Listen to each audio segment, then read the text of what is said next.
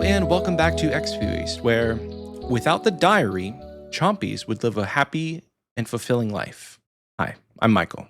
And I'm Oxy, and I firmly believe that we're killing Chompies for a reason. They would overpopulate and destroy the Western province. Anyways, hi, if you're new here, we're a podcast that talks almost exclusively about old school RuneScape, whether it's relevant to the game, like the Varlamore blog that we're going to talk about today, or not relevant to the game. Whether, like, for example, if a huge amount of birds would wreak havoc on an ecosystem run by other large terrestrial creatures like ogres. We don't know what would happen there, but that's a thought experiment that you get with the Xpwaste podcast, all related to RuneScape. If you're not new around here, I've played this game twice in the last week. Once on Friday when I played with Michael and actually took him through Tob, if you can believe that. And once today when I logged in to train Slayer on the Iron Man. In the words of Sabrina Carpenter, I'm a busy woman all the time. Michael, how have you been this last week? I've been fantastic this last week. I've also not played that much. I'm in my semi-burnt, wanting to take a break, but still addicted to this game era. I feel like that's how you've been for the last. I feel like that's how you've been for the last 3 months. It's continuing. I can stop anytime I want. Looking ass. It's eye-opening when you don't have Wi-Fi for 24 hours. That's kind of where I'm at. Like on Thursday into Friday, Thursday morning, I woke up and I was supposed to work, but then it's like I log in and I'm trying to log in rather, and nothing's working. So log into work or log into RuneScape? My work. So my Wi-Fi bars were still showing up, but then I go over to my router and there's like a red light on it. Long story short, we didn't have Wi-Fi for 24 hours. And I felt like I was in the Stone Ages. Turns out the fiber line from the box outside that is supposed to go to my house was damaged. And I was telling that to my bingo team, and they're like, yeah, Boonbape paid somebody to break my Wi-Fi. So you can't tell me otherwise, because Boonbape's bingo started on Friday morning, and I didn't have Wi-Fi at the start of the bingo. So I was like, dude, we already lost. Best tack right there. Honestly, mad respect to Boonbape for playing against the competitors like that. That's crazy. So I'm gonna enlist that same tactic next time, and we're going to cut Oxy's Wi-Fi at the start. Yeah, that's totally fine. You can cut my Wi-Fi. I will have already purchased a plane ticket and be at the airport to fly down to Fort Worth and beat your whole ass, and then fly back to Michigan and reset my Wi-Fi. Yeah, but that's 6 to 8 hours that you won't be, even if in-flight Wi-Fi, baby. In-flight Wi-Fi and cellular data. You think I'm gonna stop grinding for an ass whooping? I'm gonna have RuneScape in one hand, the other hand with the belt. Whop, whop, whop. It's gonna be. I don't ever stop during bingo. Then it's probably not worth it at that point. Probably not worth it at that point, but just keep your Wi-Fi, dude. Unless you want to come to Texas to hang out. Otherwise, keep your Wi-Fi. I think that's the plan for eventually, right? I want you to come to Texas. It's been too long. It really has been. 2022? Almost 3 years? It has been 1,000 years since I've been down to Texas. I was in Michigan this year. You were. Wait, technically you were in Michigan because how we flew out, it made more logistical sense. But in hindsight, I don't know if it did. I think it made sense to save the money, but the convenience may have been worth the extra $600. Absolutely. And that's something we'll explore if and when we go to another RuneFest. Exactly.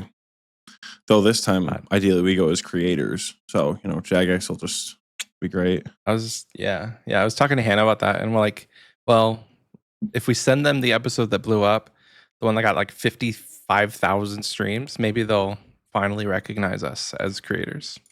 It's okay. Could happen. But it's okay, Jagex. Someday we'll get there in your guys' eyes. Love you. As far as game updates, for me, I've done a few tiny little things. I got in this season of trying to not burn myself out while also still being addicted to the game. I just fished a bunch and I caught 7,000 or 8,000 Karambwans because I was like, I don't know what else to do. So then I'll just fish. So I'm still trying to get 85 fishing as a benchmark to like get base 85s for the account. And then from there, move on to my 91 fishing goal. But I'm up to 83 fishing. And with all the crombones that I've caught, I'm up to like almost 89 cooking. It's slowly but surely coming along. I think I have like 91 or 92 banked in cooking just because of all the grapes that I have, which I may offload those grapes to somebody else if they want them, because I don't really love the idea of doing a bunch of wines. Wines are great. Wines are a hoot. I don't know. Big XP drop, go burr. Yeah, but I like cooking for the AFK-ness of the skill, not because I want to not the go ball in the sweating intensity of like, oh God, I only have 8 seconds to do this. Yeah. Because if you're making wines and you're letting them ferment to get the XP drop every single time, are you really making wines? Who knows? But yeah, that's like the biggest thing that I did this week, other than started bingo and did a bunch of raids. I did a raid last night with my team. So it was 2 guys, maxed Infernal Capes, Quivers, and I had a realization that I always raid with I say this the most loving way. I raid with shitters because one of the guys, his name is Ken, he butterflied Akka the entire time without messing up. And I was like, this is the most relaxed Akka. We didn't even get like a memory puzzle. It was great. And we finished Akka in like 2 minutes and 30 seconds. It was fast. So either I need to learn how to butterfly or I need to stop raiding with shitters. One of the two. That's such an unfair, that's such an unfair assessment of the people that you raid with. I always just raid with shitters because some guy can butterfly. We can butterfly. It's not that we can't, you know? I said that more to rile you up. The more difficult part of raiding with shitters is getting you to go on a raid that isn't chambers. That's the hard part about it. That's unfair. Because I did 2 tops this week. You did 2 top? Oh my God, who was the second top with? Sir, a second top first one that we hit failed. The tower. Oh, that doesn't count as a top. That's an attempt. I attempted 2 tops. I attempted 2. Brother. And bloat deaths don't count, so we did it. Bloat deaths don't count. You're right. Bloat deaths don't count for shit. I did 2 tobs. No, you did 1 tob. Don't lie to the people. You did 1 tob. And like 5 toas. So toas have like risen above the completions this week for me. And I'm still pissed. You know why, Oxy? Because I still don't have a thread. And in Fear Garden, the spoon, the absolute spoon, didn't post it in our GIM Discord, by the way, but he got a dupe set of Missouri chaps. The man is a purple magnet. Weird how that works out. I mean, we still don't have a fang. No fang, no light bearer. But hey, we have 2 shadows. And we have 2 pairs of Missouri chaps, thanks to Fear. And I still haven't gotten a second thread. So I'm beginning to think that I don't like this princess. I don't like it. That's how it be sometimes, dog. I would ask you how your week is going, but it sounds like it's just going to be a lot of updates about fencing. I mean, which is fine. I was just say, is there something wrong with that? Like, I have done a lot IRL this week. As you guys know, I just got back from Summer Nationals. That was a super fun trip. I got my absolute shit kicked in. I cannot even stress enough. I got my ass beat by like everybody there. Div 2 was on Friday, and that was getting absolutely stomped on by people who are very talented at fencing. And then Monday was Division 3, which is like the lower rated opponents. Division 3 was far easier in terms of like competition. I was doing Div 3 on Monday, and a lot of the bouts were winnable. I lost a couple like 5-4 or 5-3. Like, and in Nationals, it's the only competition where, at least the only competition that I'm going to like frequent, right? Where if you don't win pools, if you get swept in pools, they just cut you. You're in like the bottom 20% and they just trim the fat. You don't go to DEs and you just get cut. So I got cut both days, didn't make it to direct eliminations, but I had so much fun doing the actual fencing. It was great. My directors, particularly on Friday, were immaculate. They were some of the best officials I've ever had for fencing. And the people were cool. It's a lot of skinny teenagers at Summer Nationals, but it's funny. I actually met a dude who is about my age, about my body build. And he was like in the pool next to me, like on the strip over. And I was chatting with him, like, we got to stick together, all these, goddamn skinny teenagers or whatever. And he and I get to talking, and we both got knocked out. And he kept fencing, just like warming up with the next group of people, just because came all that way, might as well fence. And I had taken my stuff off, and I just kind of went like this at one point. And he looked at my arm and he went, "Yo, dude, is that a dragon dagger?" I said, "Hell yeah, it is." And we started talking about RuneScape, and I ended up to make Michael proud. I ended up talking about Xpwaste, and I was like, "Hey, I have a RuneScape podcast. If you want to listen to that on your way back to South Carolina." And he commented on the last episode. He's like, "Yo, I met Oxy at Summer Nationals." I was like, "Let's fucking go!" So that was fun. But yeah, I had a ton of fun fencing, and I know what I got to work on the way back. I got some really cool coaching gear. And then Milwaukee is beautiful. I've never been to Milwaukee before. It is, picture a city, Michael, that is surrounded by small neighborhoods. Like there is an industrial center, and then all of it is surrounded by your like basic Midwest, like one road small town, where there's like coffee shops and antique shops and all sorts of like other random shit in there. And like, how do I put this? They're just dotted around Milwaukee. So like we stayed in Bayview where my friends stay. The architecture is beautiful. You can park everywhere. I have never seen a city with so much street parking for free. I live an hour away from the Motor City, and I live in Vehicle City. And you'd think I would know good parking, and I don't. It sucks to park in those towns, but Milwaukee parking was excellent. It's one of the few American cities that I've been to where I'm like, all right, mad respect, real recognize real. So far, Milwaukee and Nashville are two of the Infinity Stones on the places I like that aren't Michigan Gauntlet. So I really enjoyed Milwaukee. Plus, great time to spend with friends. But when I got back, shocker, a lot of fencing. A little backstory, I suppose, that's not RuneScape related, just like IRL. I am the secretary of my fencing club, so I write all the newsletters and I take all the meeting minutes and I do all that, which doesn't impact my time too much. But I'm also a coach. That's my other role. I coach the beginner class and I coach the intermediate saber class. So Tuesdays and Thursdays, I have to be there no matter what. I have classes to teach. I can't. I was at practice on Thursday, had to leave because of a medical emergency for one of my teammates. I had to take them to urgent care. They're okay, just a couple stitches. They're fine. But I had one of the other folks at my club run my saber class, and he was like, "What am I supposed to do?" I'm like, "I don't know. You're a director. Figure it out." Talk to him about like smooth attacks off the line. And I got back, and like just as class was ending, and he was doing a good job teaching, which was good. But I'm also safe sport. That's my third role. If you guys do any sports as adults, whether you do them yourself or you do them with kids, you've probably heard about safe sport, especially if children are involved. Like, it's not just fencing, it's mountain biking, it's gymnastics. Like, safe sport is a thing in the United States that you've probably heard of if you're involved in athletics in some way. The TLDR, it's a class that basically teaches you how not to be shitty to kids. Like, don't be emotionally shitty, don't like touch them, things like that. Like that kind of like child safety prevention measures. I'm one of the safe sport people at the club, and USA Fencing dictates we only need one, but our club rule says we need two, which is good, a good CYA angle. So I'm there usually on Mondays just to make sure that we have a safe sport coverage.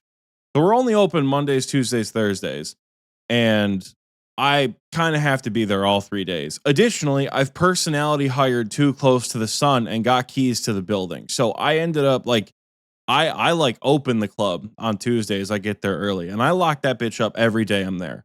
Like, I am the last one out. I got an hour plus drive to get there. So I don't care. I'm staying. I'm getting my drive's worth, and I lock the club up and do all that. And I mean, sometimes I will go out to team dinner afterwards, but I don't know. IRL's been super busy. Like yesterday, we had a club cleaning day where I got to the club at about what time did I get there? Maybe like 9:15. And I was there till about 2:30, just cleaning the club, doing our annual meeting, having food. It was a good time. Got to see people. And then after that, last night, if I sound a little raspy or tired, I went to a Disney Channel rave. I feel like that it needs a little bit of explanation. It's called Bop to the Top. It is literally a Disney Channel original movie / TV show rave dance party thing. It was at the Fillmore in Detroit, and literally, like, I picture every single Disney song. I already know you're doing it wrong. Not a couple of Disney songs, every single fucking song Disney Channel has ever released. Just the DJ was up there. They were calling people on stage. They were having costume contests. Miss Cheese says sounds sus. I mean, if you guys are about my age and you grew up with the like Camp Rock, High School Musical 1 and 2, apparently Lemonade Mouth is a thing people really like, Let It Shine, like movies like that, people were losing their minds. The Cheetah Girls, oh my God, people were going crazy for the Cheetah Girls. But it was fun. It was a good time. It was the longest set I've ever seen in my entire life. I have been to so many concerts in my day. Hell, even at the Fillmore, I have been to so many shows around the nation. I have never seen a single set for more than 3 hours. And the Disney Channel rave went for over 3 hours. Even Metallica was only like 2-ish hours when they played at Comerica Park. Disney Channel original movie music outdid fucking Metallica in 2017 when I saw them. Crazy. It was insane. So it was funny because the people I was with, they wore like the East High Troy Bolton jerseys, and I just had like a black polo shirt and black pants and Sperry's, and I kept joking that I looked like a good Christian church boy, but I was dressed as Troy Bolton from Bet On It, which I've been called many a times. I did basketball and musical theater at the same time in high school. You guys are getting so much Oxy lore today. I apologize. This is not what the topic of the episode is, but if I'm tired and raspy, it's because my eyes hurt and my feet hurt. And I, at one point, was like, am I even still singing? And tried to sing louder and my throat hurt because I had been singing the entire time. It was fun. It was a good time, but that's what I've been up to. That's why I've not been playing RuneScape. I got home at 1:30 yesterday from a fucking Disney Channel rave. You can't make this shit up. But I'm currently killing hellhounds in the catacombs of Korend and working on getting my major medium scroll box because it's one of the two that I don't have. Because Stackable Clues came out. And I feel like we just didn't talk about it because we just missed it for whatever reason. Like Stackable Clues came out, which is cool as hell. I don't know. It came out. It came out like the day after we did our episode, I think. Yeah, it's like episode and then I did 200. the episode with Hannah. Yeah, it's like we didn't get to talk about it, but I got almost all the clogs except for the elite major and the medium major. She said at no point did that get less sus. I'm sorry, girlfriend. I don't know what to tell you. But yeah, I'm gonna. Michael has requested that I not do clues on the show, so I'm gonna do like one step every 20 minutes. Because I get very, very distracted when trying to read and talk at the same time. And if Michael has to cut out another I think he might actually fly to Michigan and kill me. So, yeah. Yeah, I will. Okay. Stackable Clues, though, amazing. You know what I do want to talk about? What do you want to talk about? There were allegations in the last episode that released. I'm only an hour in, but I want to address the allegations really quick. Hannah said she was being rude to you. And she's like, oh my God, I'm so rude to you. Is Oxy mean to you? And you said, no, he's not. Where the f do you get that idea? You and I bicker like an old married couple every single week. But you're not. And you were like, you're like, no, Oxy's nice to me. I'm like, what? I'm like, the amount that Michael and I bitch at each other, your first thought was nice. You're like, yeah, no, he's nice to me. I'm like, dog, you're standards. But you're not antagonistic. You're not antagonistic like Hannah is. Well, that's, I guess. There's a level. You are the baseline of what I can handle week to week. And then Hannah is like once or twice a year. I love that you immediately followed that up when Hannah was like, do you miss Oxy without skipping a beat? You're like, no. I laughed out loud in the car. I was listening to it on the way home from the cleaning day. I laughed out loud at that point. You're like, I don't miss Oxy. I'm like, ha, it's fucking great. Talk about you a lot for you not being there. You got brought up a lot. Yeah, it's because I'm cool as hell, dude. Did you get to the part where we talk about you fencing? Yeah, she's like, you think you know a guy? I'm like, I know, dude. I know. My favorite part that I've listened to so far was of last week's episode was when Hannah said, "Wait a second, you guys are a real show." I thought this like all this shit was like you guys were like, that's why I don't take this show seriously. That part also made me laugh out loud. I was like, hell yeah, that's great. Because that was legitimate. I asked her. I was like, wait, bits aside, do you think we don't like you think we get like 20 views? She's like, yeah. Damn, Hannah. I love that.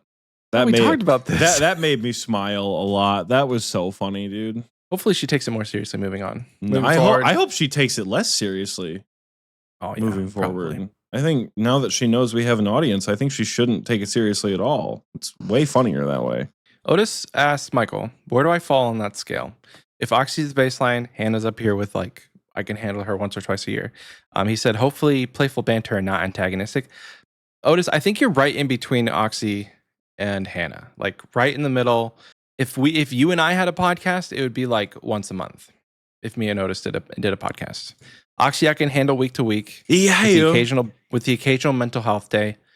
I need a break. You mean when I don't show up that mental health day? No. When we're like, hey, can we not do an episode this week? I'm like, sure. Or hey, bud, I almost called this week off because I laid down in bed and I think I did fall asleep for about 5 to 10 minutes.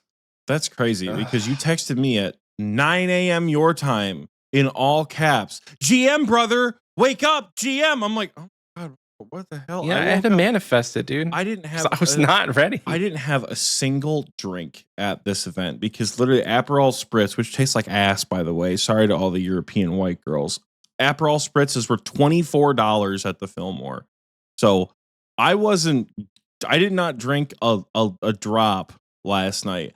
I woke up what felt like hungover as shit. My eyes hurt, my body hurt, and my nose was stuffed up. I'm like, damn, dude, I am old. I don't know how the hell I'm able to hang at an event like that because I am old.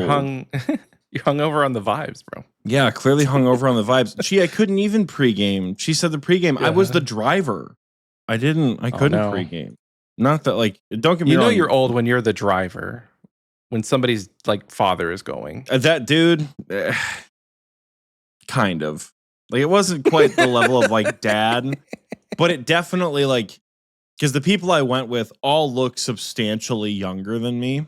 And because they were dressed thematically. I was also dressed very thematically, but it looked, I'll send a picture to the recording booth chat. It did not look like I was there at the right place. Like it looked like I walked into the wrong arena. Well, like man in his 30s doesn't scream you should like be at a Disney Channel rave. Yeah, no, genuinely. That's what I wore to the event. Everyone else is like thematically dressed and you can tell like, oh, they're there for the Disney Channel rave. Don't get me wrong. I am in costume because when they played Bet on it on the screen, I looked exactly like Troy. I even fucking did this for one of the videos. It's giving stepfather. Yes, Brian, you're absolutely right. You are not wrong at all about that. Yeah, I had a great time, I will say. Though it's funny, in Milwaukee, my friends, God love them, they're loud as shit. And they do scream a lot and interrupt each other, which is great. It's part of their charm. But I was just being quiet on the way home one night. And my best friend's girlfriend literally turned around and was going to correct the people in the backseat because they were talking about some just out-of-pocket shit, being really loud, swearing, talking about out-of-pocket shit. And she was going to turn around and be like, what? And then looked at me and went, oh my God, I'm so sorry. I was about to tell the people in the backseat to shut the hell up for our Uber driver. I'm like, God damn, you guys. I know I'm quiet, but I didn't know I was that quiet. What the hell? Oh no. Because I drove everyone around Milwaukee too. What's up with that? Are you like the designated driver no matter where you go? Pretty much. I feel like you came to Texas and I can't remember if I drove or you drove because you drove because you had the car. Like I didn't have a vehicle. Like I would have drove. No. I feel like you would have driven. kicked. You are the type of guy that kick somebody out of their own car and be like, no. I got this. When I get older, I will got be. this. Like if I ever, no, I swear to God, dude, if I ever have kids and I'm an adult and we're going on like an adult family vacation and one of my significant others or one of my children's significant others is like, I'll drive. I'm like, you're fucking crazy. You'll provide the car. I'll drive. But I ain't got that kind of clout yet. I'm not even 30. I ain't got that kind of clout yet. So I just realized that today is your birthday. you guys happy birthday, Oxy. You guys missed a whole cutaway section where Michael asked if that was okay to put in the episode. Because it's my birthday, goddammit. I can do whatever I want. That's right. All right. Happy birthday to you. Happy birthday to you. Happy birthday, dear Oxy. Happy birthday to you. You lost me, and then you brought it back with the high note. So let's go. What are you, 23 again? Dude, can you believe we started this podcast when you were in your early 20s? If anyone mistakes me for 23, you're crazy. You are fucking insane. It's more likely that people mistake me for being in my 40s. You know, like, is it just the hard times of life that it's the size, the hair, and the beard? People just assume I am older, you know, but I'm not. Can we title this episode "Happy Birthday, Oxy"? I guess if you want to totally distract from the point of the episode. I'm starting to lose the plot of why we do this. Why do we do this show? If all the people hate on me in the comments for saying, don't be too political. You're so political. You know, they don't ever hate on you. I listen to this show comments. because I listen to. This is a RuneScape podcast, but we spent 29 minutes talking about fencing. Like that is great. I do love those people. They're my favorite. I'm sorry, guys. You'll get your RuneScape fix soon. I promise. Don't worry. Mommy and Daddy are done talking about their personal lives. You don't have to know us as people. But I'm not. I was just say I still want to talk to you. I haven't talked to you in like 2 weeks.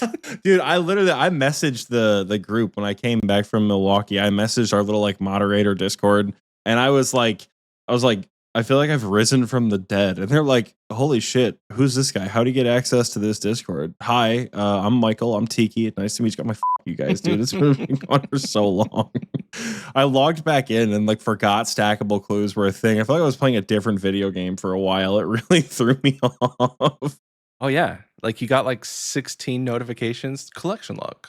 I already got those collection logs the day that stackable clues came out.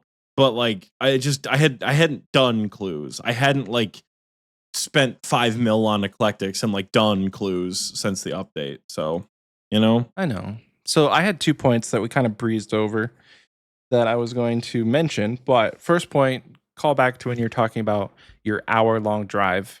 Have you ever considered finding an in-between spot from where you work and where you live, aka the gym? So like, shut up. So if you could be like halfway between both of them so that you don't drive 2 hours 3 times a week. I mean, I looked, and the towns that are north of where I work are just boring and like full of old people. Like there's just nothing going on. Like there's one city that like has a big mall that like I could move to, but like I like the city that I work in a lot, and frankly, I want to move out there. That'd be ideal, but I need to find a house and get my credit in order, you know, joys of student loans and all that. But what's your other question? I seem to remember houses being like $70,000. Houses are cheap as shit where I live, in the area where I want to live, because I feel like you could get a loan for like almost like you have like a 500 credit score in there. Like, yeah, you can have a loan. It's the interest. That's, oh my God, there it is. Major medium clue sack. That's all I'm here for, boys. And I got it again. Again. How many am I gonna get one every time? Oh no, never mind. Let's go. Only gonna get it once. I can't remember my second question, so I'm sorry. Hell yeah, dude. I've gotten literally nothing but garbage. 2 collection log slots and trash from medium clues in the probably 50 that I did over the last couple of days. So clues suck. I lied. I love clues. I would never talk shit about clues. But are we finally ready to give the people what they want and actually talk about RuneScape, maybe? So the people who have been mad as hell the last we're not like, this is not the majority of you guys, by the way. Like, we know that a majority of our listeners do enjoy the podcast. It stands out to Michael, and it always makes me laugh when people feel the need to comment that they don't like that we talk about things that aren't RuneScape, which, like, I get it, It's just, there's RIP to that one shithead in the comments on Friday that posted the shitty comment, and I was like in the middle of a raid or something, and I'm like, oh, hold on, I gotta go respond to this guy real quick. Oh, what a time. What a time. Michael, what are we talking about today? We're going to talk about Varlamore, the final dawn. The final freaking dawn. Can you believe it, dude? Varlamore came out a year and a half ago, roughly. We were different people back then, Like, you could have had a child and they could have been in college by I was going to say I didn't have 99 mining, but yeah, that too. Oh, right. Way to stretch out an update, Jagex. But Like, it's fine. Unironically, Like, they're doing it right. They're actually doing it right. Way to stretch out an update. Like, it's been a really good series. Like, you've done a great job with the release cadence. It was a backhanded compliment, but it really, you could take that compliment either way, because it's been a long time since we actually like stepped foot in Varlamore, and we're finally getting the end.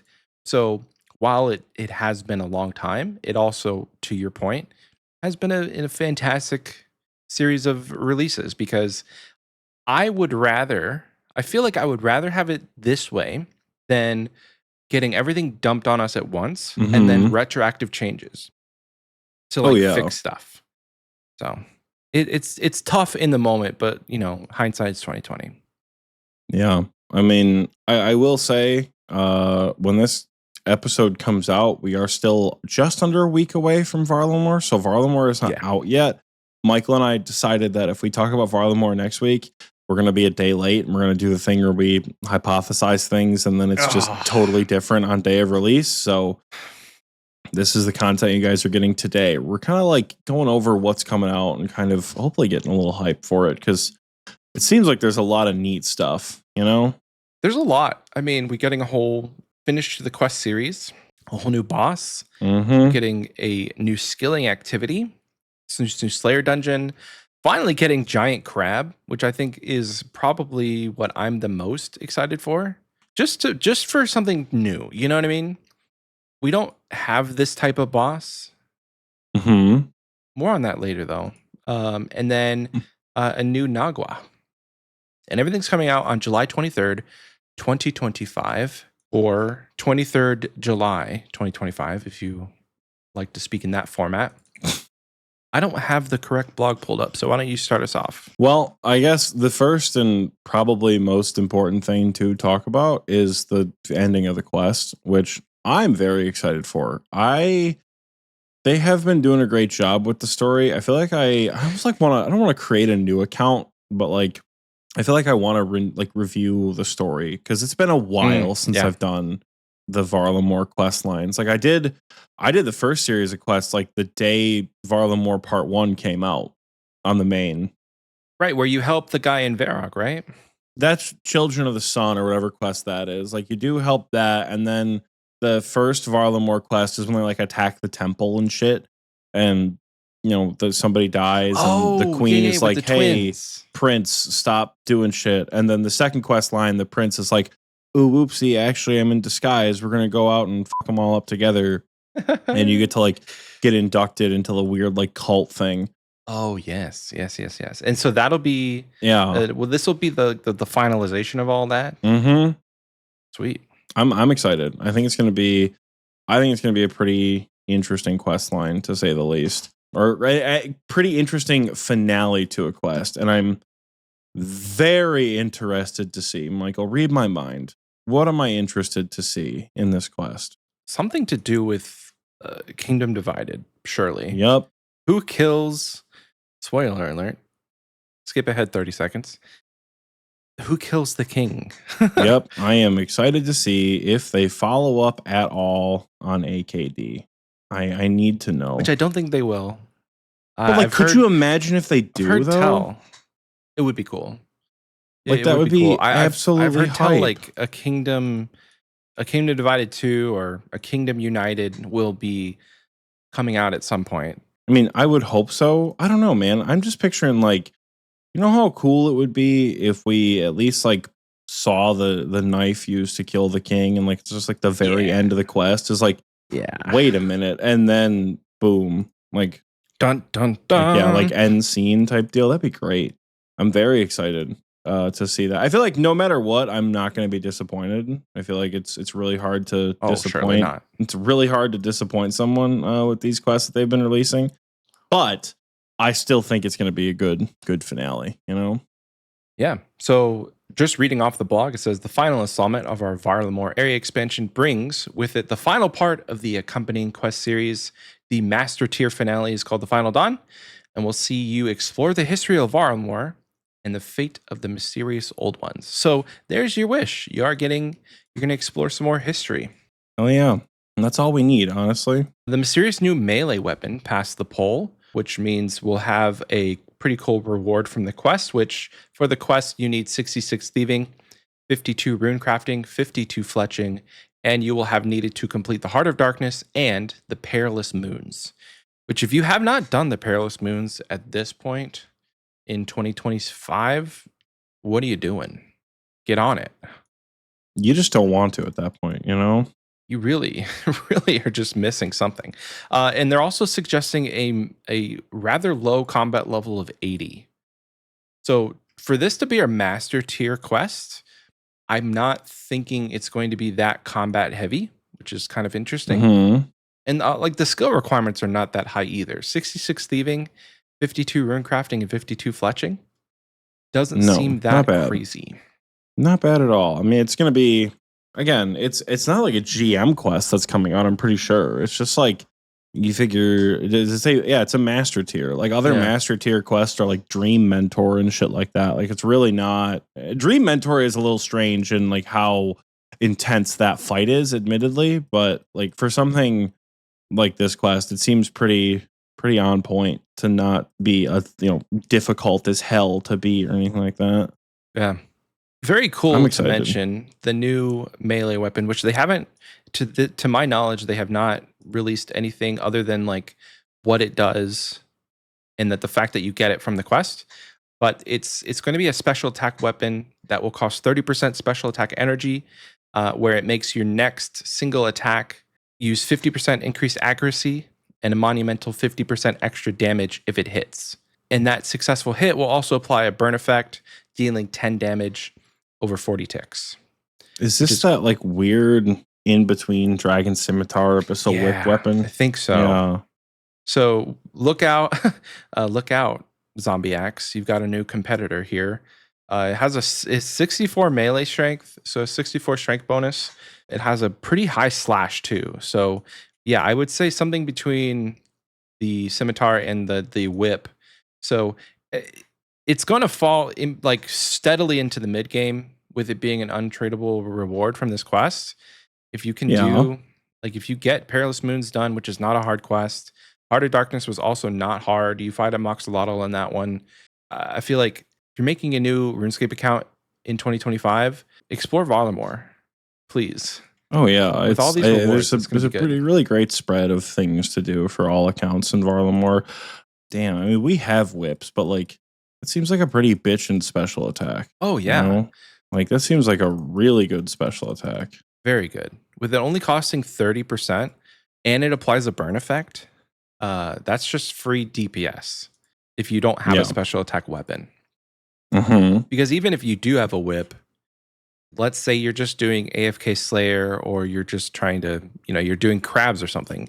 Even if you're just AFK training on crabs, it's not a bad idea just to whip this thing out. Mm-hmm. Spec 3 times and then go back to what you're doing. I agree. I'm excited. I am excited for the new weapon. Plus, like they don't say what it is, so it's probably gonna look cool as hell. Maybe it's the dagger that killed the king. Who knows? It is a guaranteed quest reward, which they say it leans into the themes of the storyline. You will, if you lose it though, you will have to pay 75K to get it back. I really like that. That's like the quintessential old school upgrade. Like that is very much like a 2007, 2008-esque, like it is an untradeable reward from a quest that you get, and it's just like good. out of the Yeah. gate. Like, Nothing else you need to do for it. Like the Karis Partisan is kind of like that, but the Karis Partisan doesn't really shine without any of the gems, you know? They've done a much better job in the last couple of years of releasing the like relevant items, I guess, that are just good, you know? It's like Barrow's gloves. I'm looking you know? forward to the weapon. Yeah, Barrow's gloves-esque in that like vein of stuff, you know? While it's not best in slot, it says if a PKer kills you, it's 75k. They're going to get 75k, and then you have to pay 75k to get it back. So they're not just handing you a free weapon that you can take into the wilderness and lose risk free. It's not cheap. I mean, it's not that risky. I'm not gonna lie. But as a mid game account, sometimes unless you have a good means of making GP, 75k is a lot of money for an early to mid game account. Ralph brings up a really, really, really good question that could make this weapon absolutely fucking busted. Does this weapon enhance the hit or your person?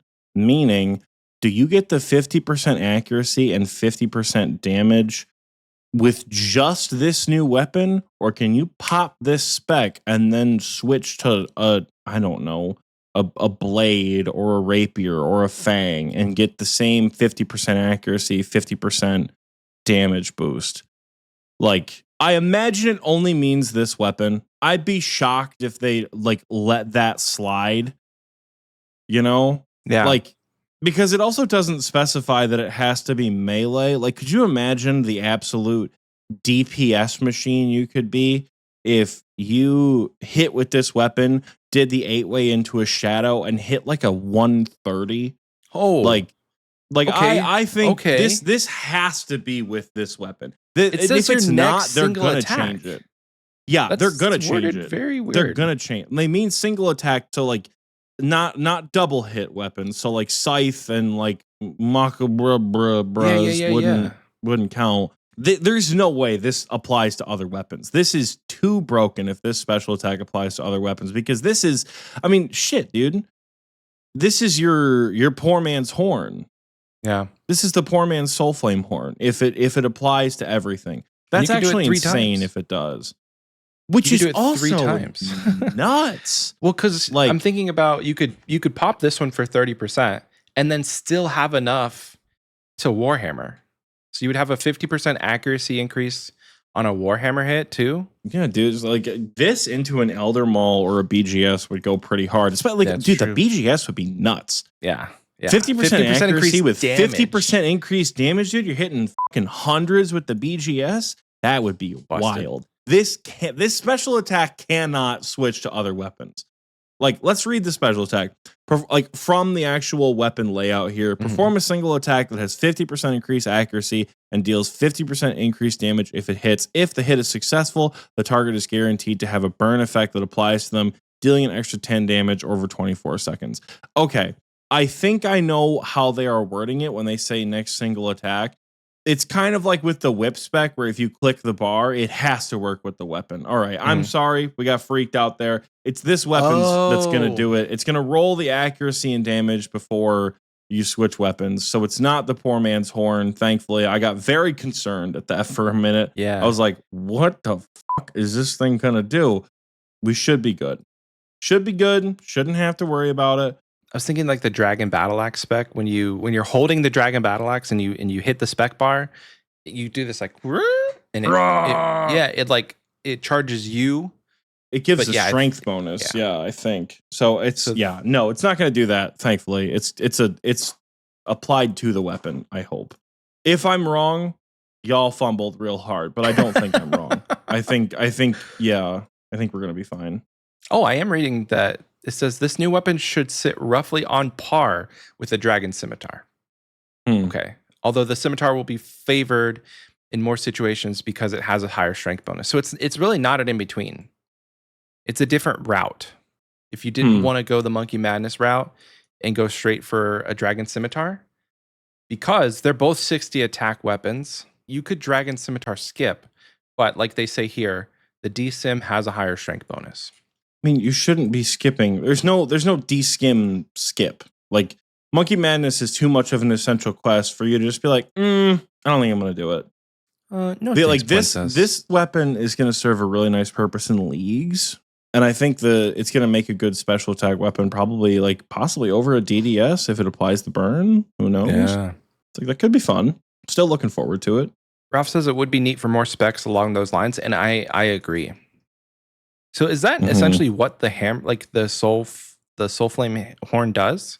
Yeah, so soul flame it imbues the people around you so that your next melee attack hits, like guaranteed hits. So people use it. Sick. They'll get horny with their friends and then dump hammers or something like that.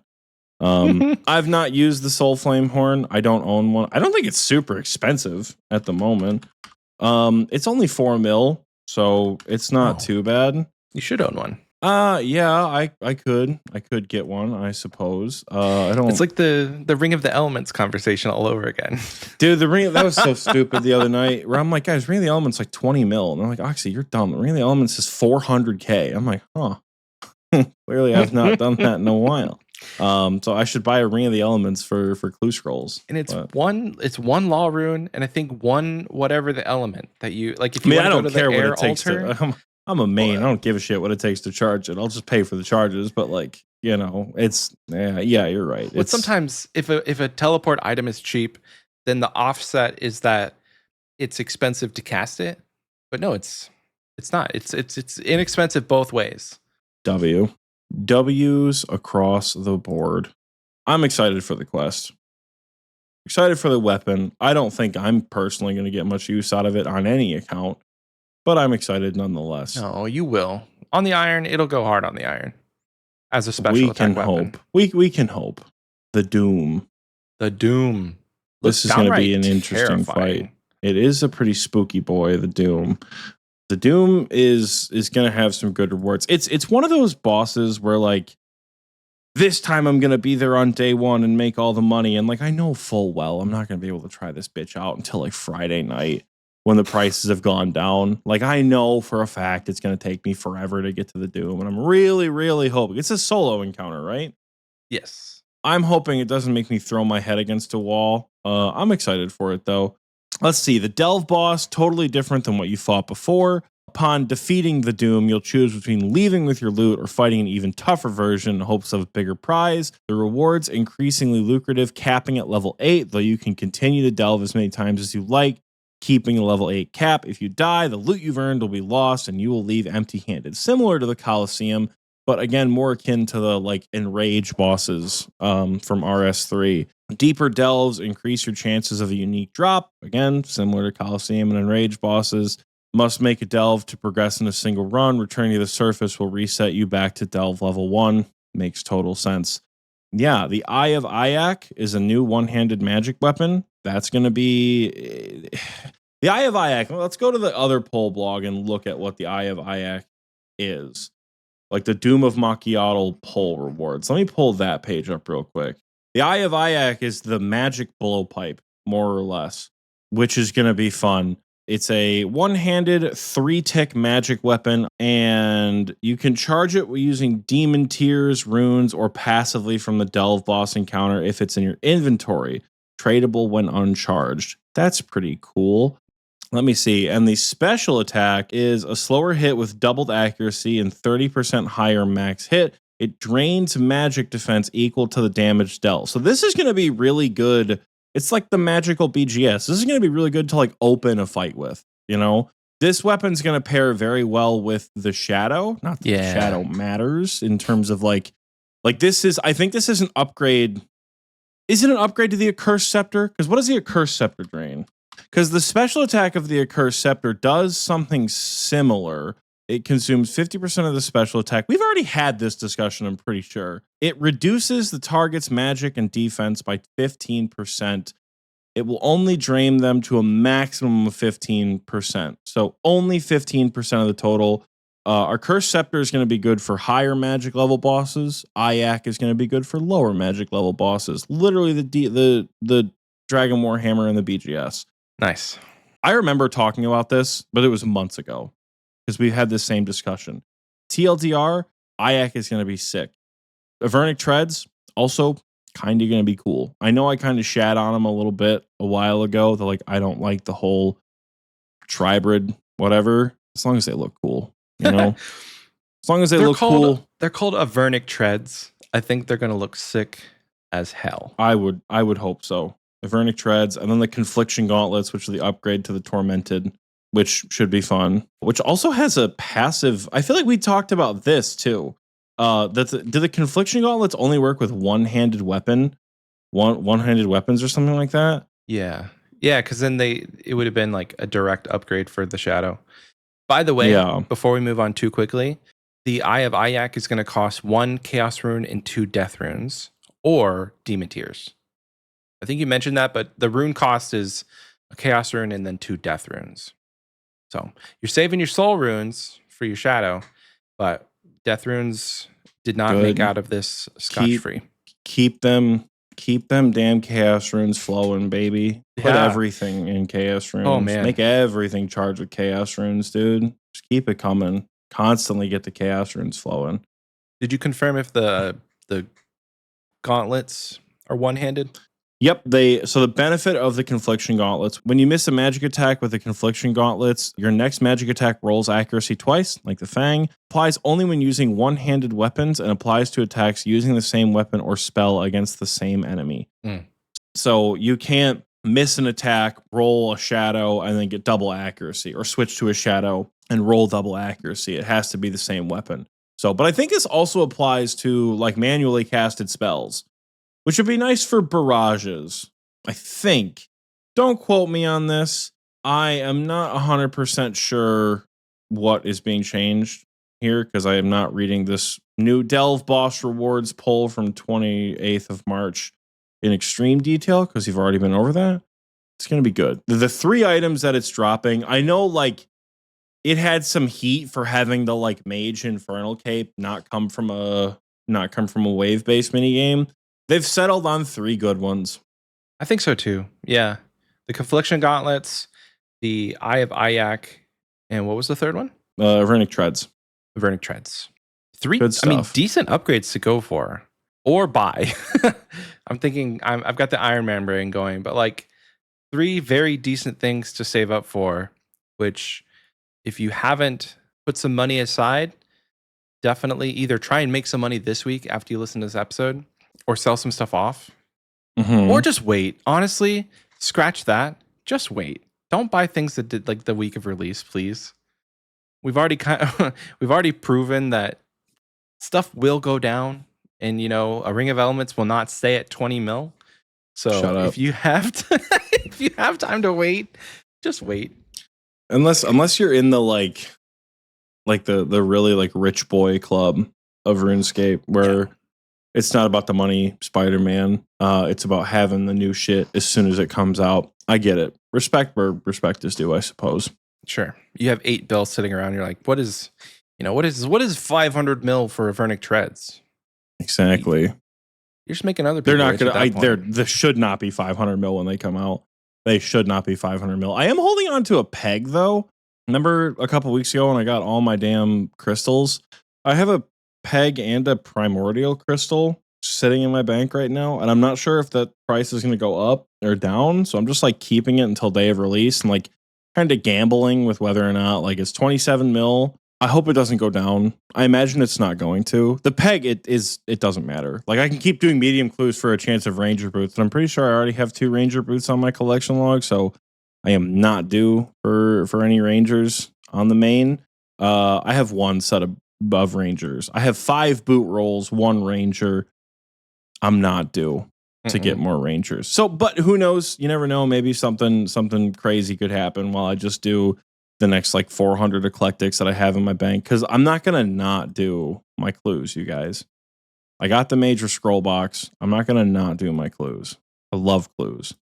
I just need to get, how many more elite clues do I need to get done? Like 30, which doesn't sound like a lot, but that is so much goddamn work to get 30 elite clues. Catch me AFKing Sarachnus, I guess. Well, yeah. I don't know. It's the fact that elite clues don't drop from other clues that makes it feel bad. Because then you have to like do bossing or AFK skilling to get them. And even AFK skilling is very rare. What makes elite clues feel bad is the loot that you get. Yeah, elite clues just feel like shit no matter what, you know? But in your circumstances, like, no matter how you slice it. You're not doing the loot clues for the loot. That's true. I mean, kind of, but not in that way. I don't know. I don't know. Who knows? Honestly, who cares? You know, we're here for a good time, not a long time. You know what is going to be here for a long time, though? Auburnvale. That just sounds like a town I'm going to like. Yeah. That sounds like a very Midwest fall town that I'm going to like a lot. That's a future fun question answer. Honestly, it could be. They have been absolutely fucking cooking with these Varlamore areas. Like, find me an ugly area of Varlamore. You can't. You can't. Level impossible. If any of you fuckers say inside the Coliseum, I'm gonna slap Michael. They genuinely have not done a bad job with anything in Varlamore, aesthetically speaking. Even as far as like the Stranglewood, as horrifying as that place is done extremely well. Hard agree. And Auburnvale is going to be no different. Is the Bard College coming out with this update? Is that a thing? No idea. Like the Bard something? Am I dumb? Was that something that was coming out with this update? Fletching activities, Slayer Dungeon, the Custodia Pass, the Gemstone Crab. Isn't there like a Bard thing? Like a College of Bards in this area? Like floating island or what have you? Like Venetian looking islands together? Am I crazy? Am I the dumb one? I don't know. Maybe I'm the dumb one. Honestly, I'm looking on the wiki. Deserved? College of Bards is a search on the wiki. It says the College of Bards is a school of performers and entertainers located in the floating city of Temptress. There are several traveling members of the college, such as Reshi, you can see them all over the place, Kendall, right? who are allowed to move outside of the city and into Varlamore. Yeah, you're not crazy. But I don't know what that means. Coming out? I don't know. Maybe it's not coming out with this update, which is weird. So Varlamore Part 4? Forestry Part 3? Oh, no. They did say this is the last Varlamore update. So whatever is coming into Varlamore. Well, it's the last major Varlamore area expansion, I think. I would be shocked if they don't touch Varlamore forever, you know? It's like saying we haven't gotten any more Zaya updates after Zaya came out. Like, not true. We've gotten a lot of stuff in Zaya that has changed over the years. That's fair. But I would, speaking of Zaya, update the goddamn landscape. Because holy, those could use some improvements. Teehee. Looking at you, Piscarilius. That's a tangent. Dude, it's a little, listen, you signed up for tangents. At least it's RuneScape related, you know? Yeah. RuneScape adjacent tangents are what the people are here for. You know? That's very true. Well, we can tangent back into this blog where Auburnvale is going to bring a new fletching activity. I don't know if it's going to be specifically where you have to train it in Auburnvale, but the long-awaited fletching activity where you can use all of your unstrung bows and actually strung bows too. So for all you Iron Man and main accounts who less so on the main account field, but if you're an Iron Man and you have several 100,000 maple, I unironically looked and went, I can't have that many, dude. I have 12,439 unstrung maple longbows in my bank on my iron, as well as 4,000 U longbows and 3,000 maple longbows. So this fletching activity might actually fuck a little bit. I'm not gonna lie. It could be pretty good. How many do I have? I have 34,700 unstrung maple longbows. I can't wait to see what the banked XP looks like. Like whenever this fully comes into the game and they update the plugins and maybe the Osrs portal has like a tooltip for you and you can input how many unstrung bows you have. I can't wait to see what my banked XP is. I was just say, I feel like, can you make amethyst darts yet or no? No, not I. Fear can. I cannot. I can probably boost in no, I need one more level and then I can boost. I can boost for dragon bolts and amethyst arrows, but I can't. Like I have 80 fletching right now, so maybe who knows? That's what we do. We just like all bust out the fletching levels, and then we can really just get going. You know, really just start grinding out the amethyst. What do you need to mine amethyst? 92. You need 92 mining to mine amethyst? Damn. Too bad you hate mining. I do. I have 80. It's a really nice podcast, AFK, with the bones. I'm not going to lie.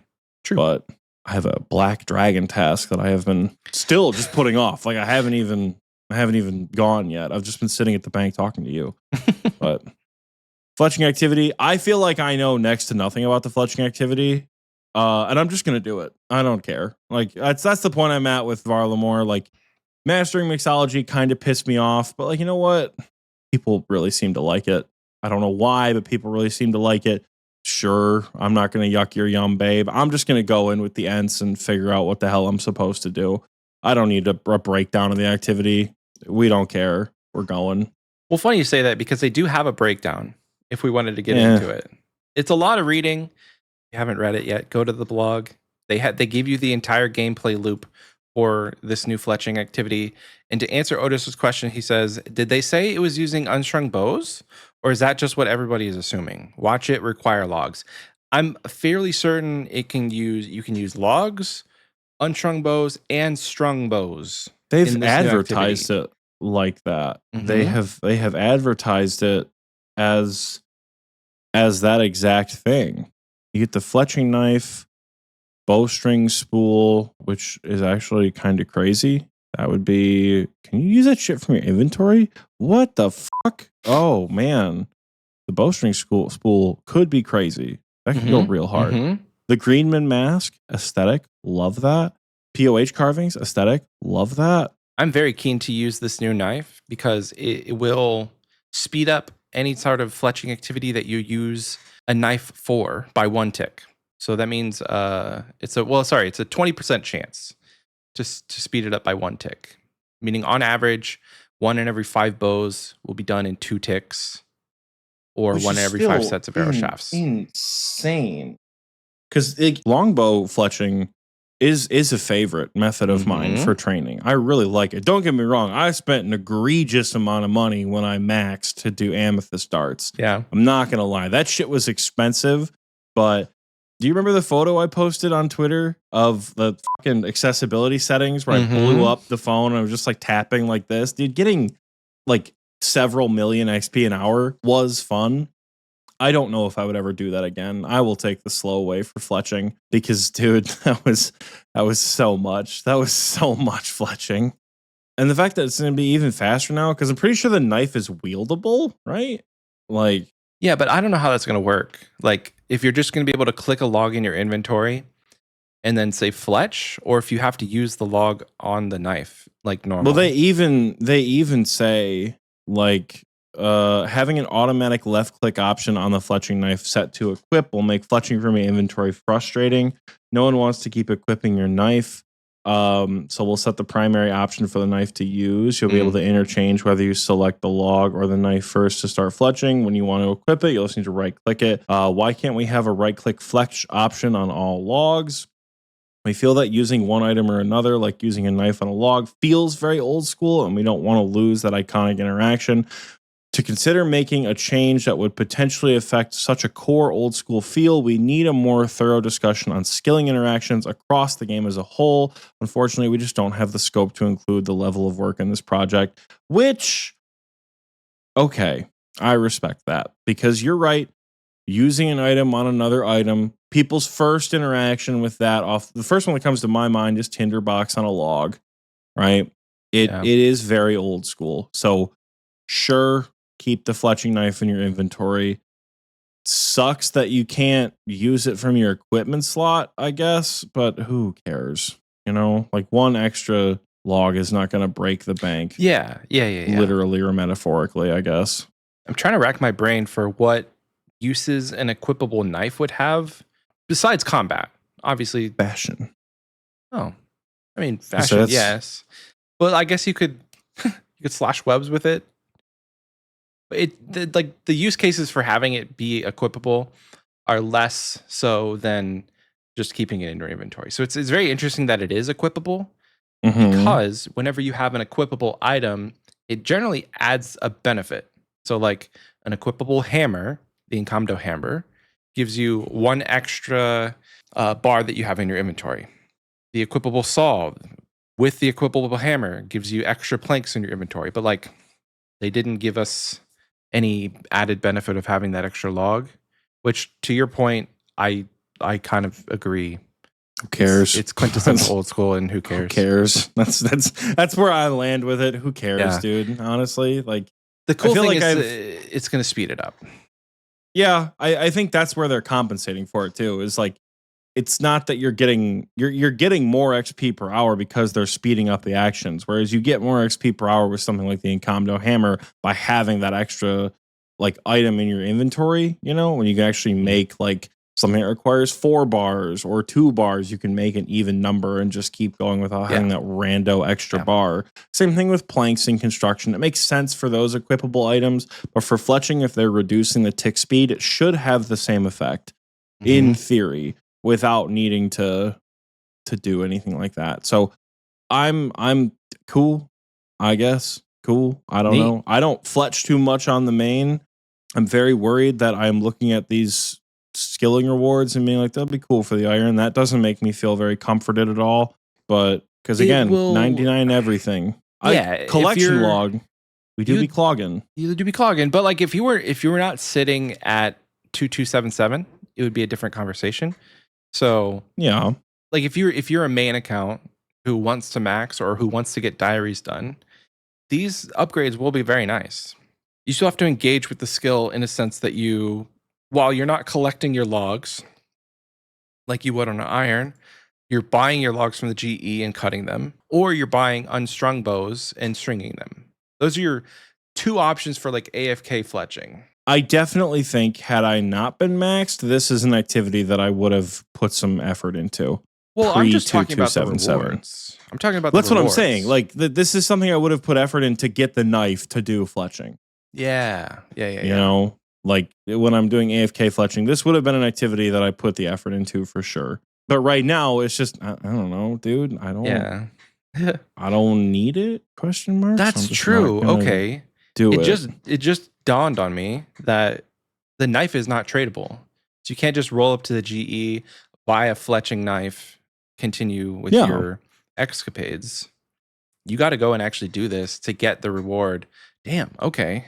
That changes a little bit. But yeah, like, you know how sometimes whenever you have something that boosts XP, like skilling outfits, the time to get the outfit is not worth the XP that you like get sometimes. So like you could just, I'm trying to think of it in a rational way of if you were going to spend the time to do the fletching activity to get the knife, would it not just be more macro efficient just to use that time not getting the knife to then just be fletching? I don't know. I don't know. I don't think it's going to matter that much. If I'm being entirely honest, I don't think it's going to matter that much when it comes to the knife because I don't know. I feel like I don't want to make it sound that like I'm indifferent. I feel like I have just hit a point recently where I have gone from like good at RuneScape trying to pay attention to like all the stats to like, I don't care. It's like I've hit the other side of the curve where like the noobs are like, oh yeah, that's a cool update. I don't really care. And the middle section is like, well, is it actually worth the time and the XP? And if you consider the effort and blah, blah, blah. Now I've hit the other side where it's like, oh, cool update. Awesome. Like, I don't care. Like, yeah, that's kind of where I feel like I'm at. I'm on the other side of like, yeah, dude, let's go get a fletching knife. I don't care. Like, sure. I don't know. I need to like, I had the very difficult conversation with Tiki the other night. You were, Michael, by the way, this is a total tangent for the listeners at home. If you're ever going to call with Michael and he says, I got to restart my computer, I'll be back in a few seconds, he will be gone for a minimum of 20 minutes. Michael restarts his computer and then like a sim has forgotten what he's there for and just gets up and leaves. Michael will get up, walk around, go, you know, he'll go to the bathroom, he'll tickle the missus, he'll play with his kid, he'll make food, he'll get up and do whatever. I'm in the call with Tiki and Fear the other night. Michael had to restart his computer because his F keys on his mouse weren't working. Literally was gone for like half an hour. We're like, Michael, did your PC explode? He's like, no, I just hit restart and got up and walked away. We're like, okay, cool. So one of these times while Michael was resetting his computer, because he had to do it multiple times, like Michael was gone for at least a year with just computer resets on Friday. I was talking to Tiki about how like I think the quiver has kind of ruined my desire to play this video game because I don't care about it that much. It doesn't feel like an Infernal Cape where like I need it to prove that I'm good at the game. Like I don't really care. And I talked to Tiki, I'm like, I want nothing more than to just fucking pet hunt and clog.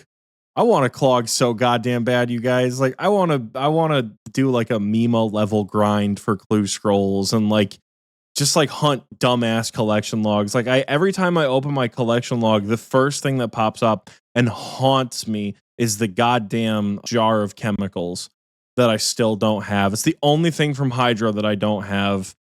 You know, like there are some bosses where like what I am missing pisses me off to a degree where like I am 22 out of 25 on the Barrows log with 746 kills. Let me buy a shitload of Chaos and Soul Runes and rip them fucking brothers apart so I can get my last 3 pieces. But like, I don't know. I think like, do we take a step back from the quiver grind that we're not really doing? Possibly. But like, I'm also so indifferent that like, whatever, maybe just keep doing it. I think that's where the quiver sits for me. And I think having that conversation with Tiki, I'm like, damn, I really don't care about that item in the way that I thought I would, you know? Like it's cool. I'd like to have it. It is a little weird when I'm with a bunch of max gamers. I'm the only one with the yellow max cape. But yeah. They did confirm, by the way, and the assholes in the Xpwaste chat were sure to call me out that you can unattach your best in slot cape when sailing comes out from your max cape. And the first, I'm pretty sure it was from Michael too. He was like, "Oh, look, you get to save a bunch of money. You don't have to buy another Infernal Cape when it comes out." So I don't know. Forest Coliseum does have some empty collection log slots. I don't know. Maybe we'll spend our days clogging into the sunset. You know, I think you should. Maybe that will be the enjoyable way to go about doing it. Not to like totally give up because like I'm too much of a stubborn bitch to not have the best in slot if I can earn it. You know. Yeah. But I don't. Yeah. You know. This could be an entire episode of just like going through this mindset because you're not the only person out there. Oh, I obviously. know. And this conversation probably could help a lot of people come to terms with what goals they are and are not avoiding. You know? So for you, if your enjoyment of this game has been stifled because there's this thing that you should care about, but you don't care about, and you feel bad about not caring about it, don't do it. That's my advice. You don't need my advice, and you didn't ask, but like, just don't do it. Have you tried just not being depressed? I've already not. Think you're depressed? You're not. Get over it. Be amazing. But I think it would be fun to watch you like stack 1,000 medium clues and pop them on stream or something. And if I can stop the jitters and stack that many clues, dude, I can. I get 4 at a time with this new stackable clue update, and that's like you've upped my dose to a dangerous degree. You know, like I recreationally drank coffee, and then to call back the last episode, you said, "Hey, what about cocaine?" That's what it feels like to do stackable clues. Odd tangent while looking through my collection log. I came across the Duke Succulus collection log. Remember how a couple weeks ago when the Summer of Sweeping came out, we talked about, are they going to change the times? They did, but they let you keep the achievement if you've already done it. So I got the Duke Master Time, which was at the time like 120 or something like that, 130. And they've changed it to a 50-second time without a Slayer task. They've changed it to 50 seconds, and I think my PB right now is like 48 seconds at Duke. Right now, my PB is 45, and GM is 40. And the same tactics still apply. It's just you save so much time by having the potions in your inventory.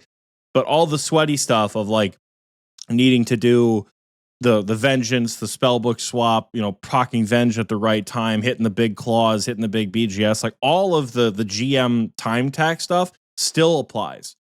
It all still applies, just no prep, which is cool, which leads me to believe they've also adjusted the times for Fazani's Nightmare. Let me look at that really quick. Fazani's Nightmare speedrunner in less than 6 minutes. I think that's got to be less. 7:30, I could verify that they changed that. I don't actually know. They could have. OSRS PNM. I just know we talked about it a couple weeks ago when that blog first came out. I know it changed a little bit. Let me see. Oh yeah, they've changed. This Fazani Speed Chaser and Fazani Speed Runner were both reduced by 1.5 minutes when that update came out. I looked on the wiki just now. Oh, hell yeah. So yeah, Okay. it did Confirmed. change, which is cool. I'm glad they changed it. I think that like if you're gonna make a boss slightly easier, you should also make the challenge a little bit harder. W for Jagex. Like that's objectively correct opinion. I like that. So good on them. You know what else is going to be good on them that I don't know why I'm excited for, because I'm probably never going to utilize it on the main. The Custodia Slayer dungeon. I think it's just the way the word Custodia Stalker rolls off the tongue and the way these jackalope deer things look. Yeah. That I'm like, all right, that's kind of cool. Talk about cool graphics from a couple weeks ago. Like just the concept art from these Custodia Stalker Elder thing looks cool. Mm-hmm. The fangs like that and could be a beard. boss. That could be a boss right there. It really could. That's some Appalachia shit, and I kind of dig it. I definitely kind of dig it.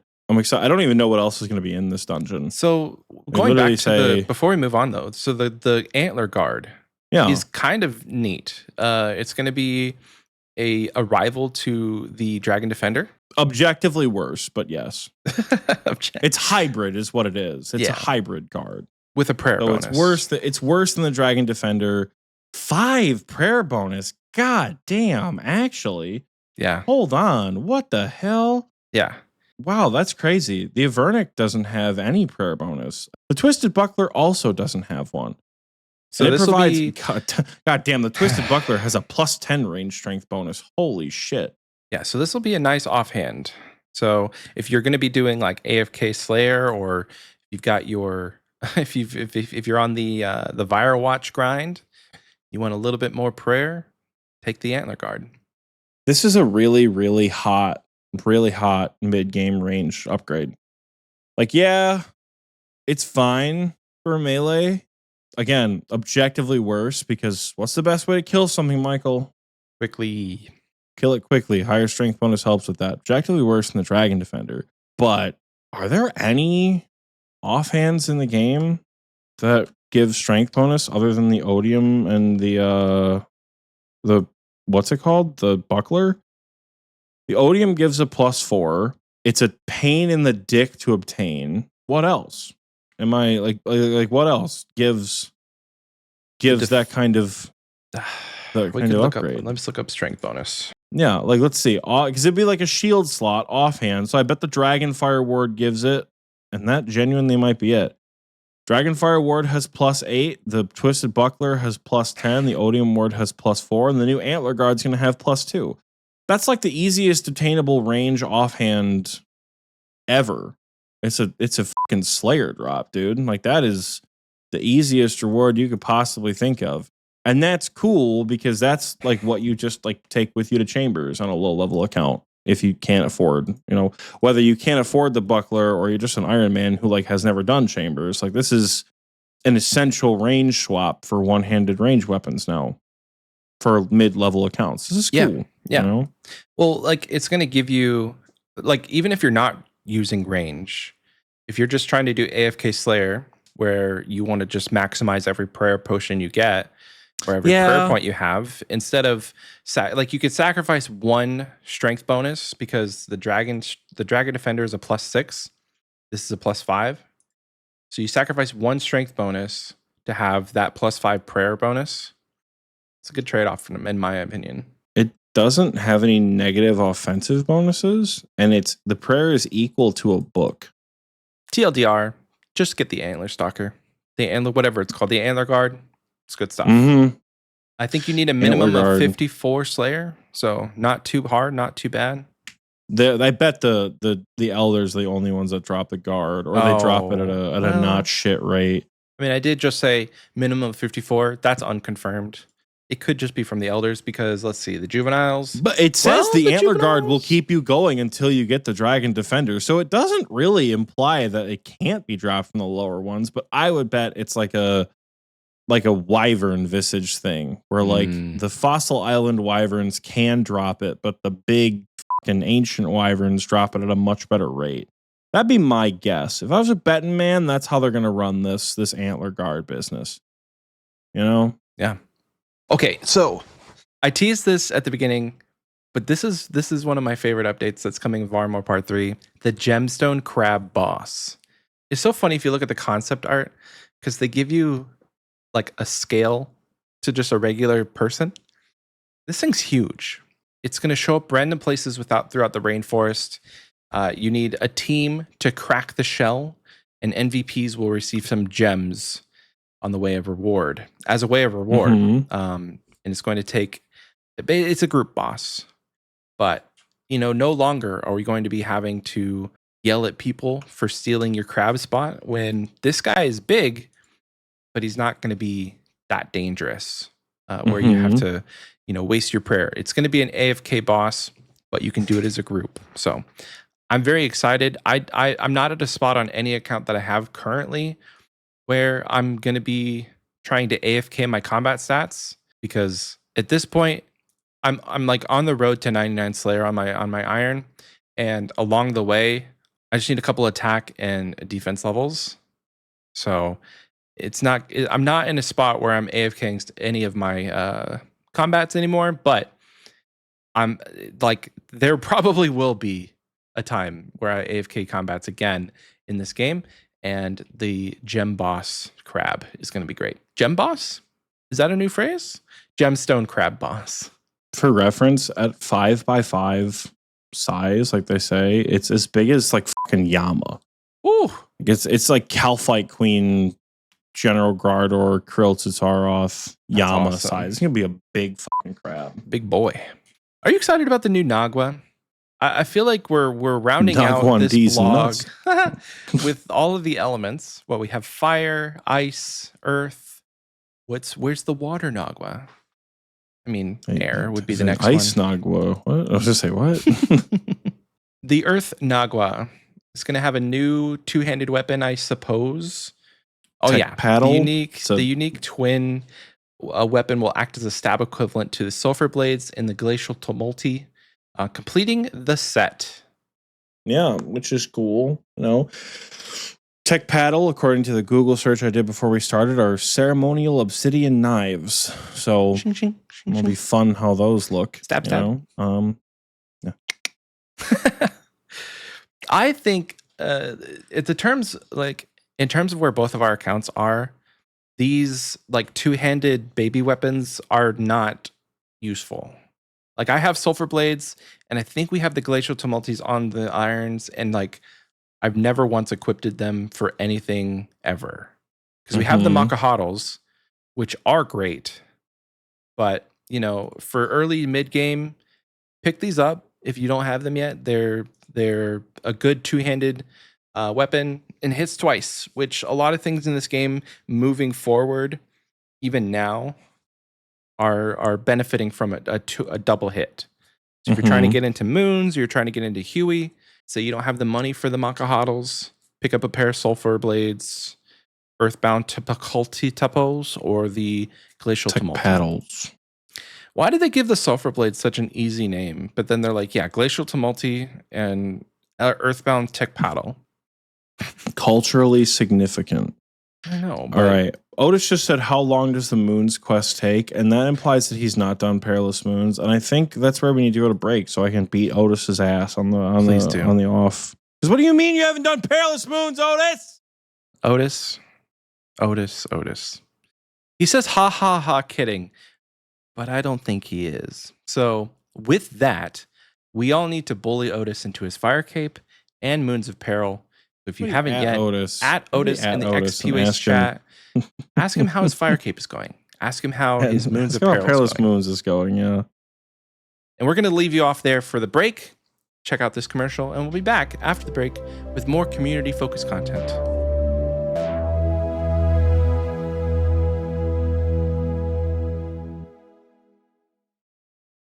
Hey,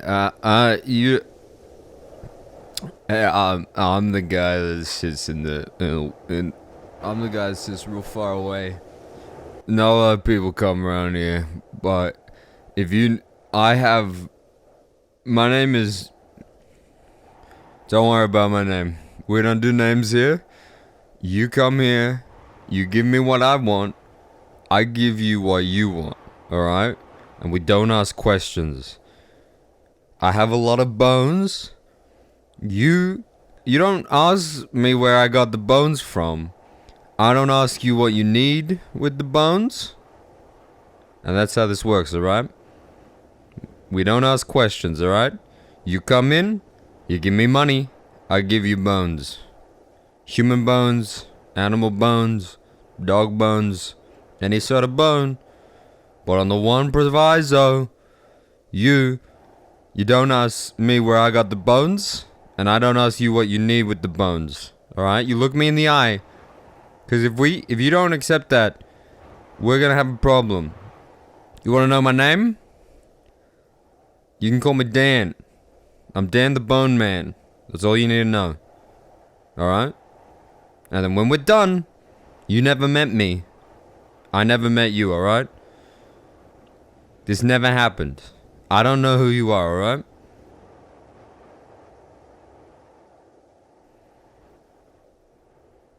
Good. Now get the f*** out of here.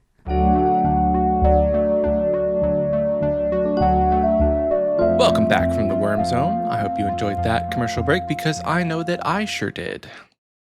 Now it is time to take a minute to thank our patrons who help support the show financially. Normally we have some Wise Old Man patrons to shout out by name, but there are no new Wise Old Man patrons this week, so we are going to say they're on the screen now. Thank you. Thank you, Wise Old Man patrons, for your support. Thank you so much. We can't do this show without you guys. I think the bulk of what we get per month in financial support comes from the Wise Old Man patrons. You guys are doing a lot to help Oxy and I fund the things we like to do, as well as, making the show worthwhile doing. So worthwhile meaning you're hanging out with us in the recording booth every single week, giving us some sick banter and keeping me sane. So thank you to our Wise Old Man patrons for your support. Moving on now to our KBD patrons. This is the second tier that can access the recording booth, and they're here with us today, but we are going to give them a shout out by name each and every week. Starting at the top, thank you so much, and big shout out to Six Dixon Cider, Brett B, Brooks 70, Oxy's dad, my dad, all of our dad, Cloud Kicker, Dr. Muffin PhD, who is back. Welcome back, Dr. Muffin. Elite Oreo Dunker, Jax GIM, JX Riot, Lil Drakey, our third favorite Patreon supporter, Ralph, Run Metal 15, Rylithian, Sparky Life, and the Big G Jordy. That is our KBD patrons. Thank you guys so much for your financial support each and every month. Moving on now to the final shout out tier, and that is the Jad tier. This is the big bad Jads, as I like to say. This is our largest tier of support, and you guys should be receiving another shirt very, very soon. Every 3 months, if you've subscribed from the beginning, you get a new shirt. So if you've subscribed for 3 months, you'll get a shirt. At 6 months, you'll get a shirt. At 9 months, you get another shirt. And at 12 months, you'll get another shirt. I need to figure out how that works with repeating. So say you've subscribed for, 15 months? I'm not sure if you're just going to get like the first shirt again, or if that ends. We'll have to see. But we do shout you guys out each and every week. So big shout out and big thank you to Captain Crash, Flood Day, Kyrandia, Mithril Fork, Oxy's Satanic Femboy 666, Petite River, Rain Falls Red, Soggy Waffles, the S tier Deviled Egg, and Woloznik. Thank you, Jad tier folks, for your support, and we hope that you are also enjoying your merch. If you would like to join the Patreon at any tier, you can head on over to patreon.com/xpwaste. There are many tiers available for you there. Join at whatever tier you'd like, and we will appreciate the support nonetheless. We have a $1 tier and a $5 tier that we don't often mention, but that is an option to you there. So patreon.com/xpwaste. We don't have a community question this week, so I am actually going to ball this up and toss it on over to Oxy for achievement of the week? Well, Michael bundled it up and he tossed it over to your boy. And let me tell you, it was a seamless transition. We definitely did not spend, I kid you not, probably 36 minutes updating Achievement of the Week because we definitely didn't realize during that segment that we hadn't done Achievement of the Week in like a month because we didn't do it last week with Hannah. We didn't do it for episode 200, but the episode in between, we should have theoretically done it. But because we were on a time crunch and we talked for so long, we didn't. So we have 3 weeks of Achievement of the Week plus this week of Achievement of the Week.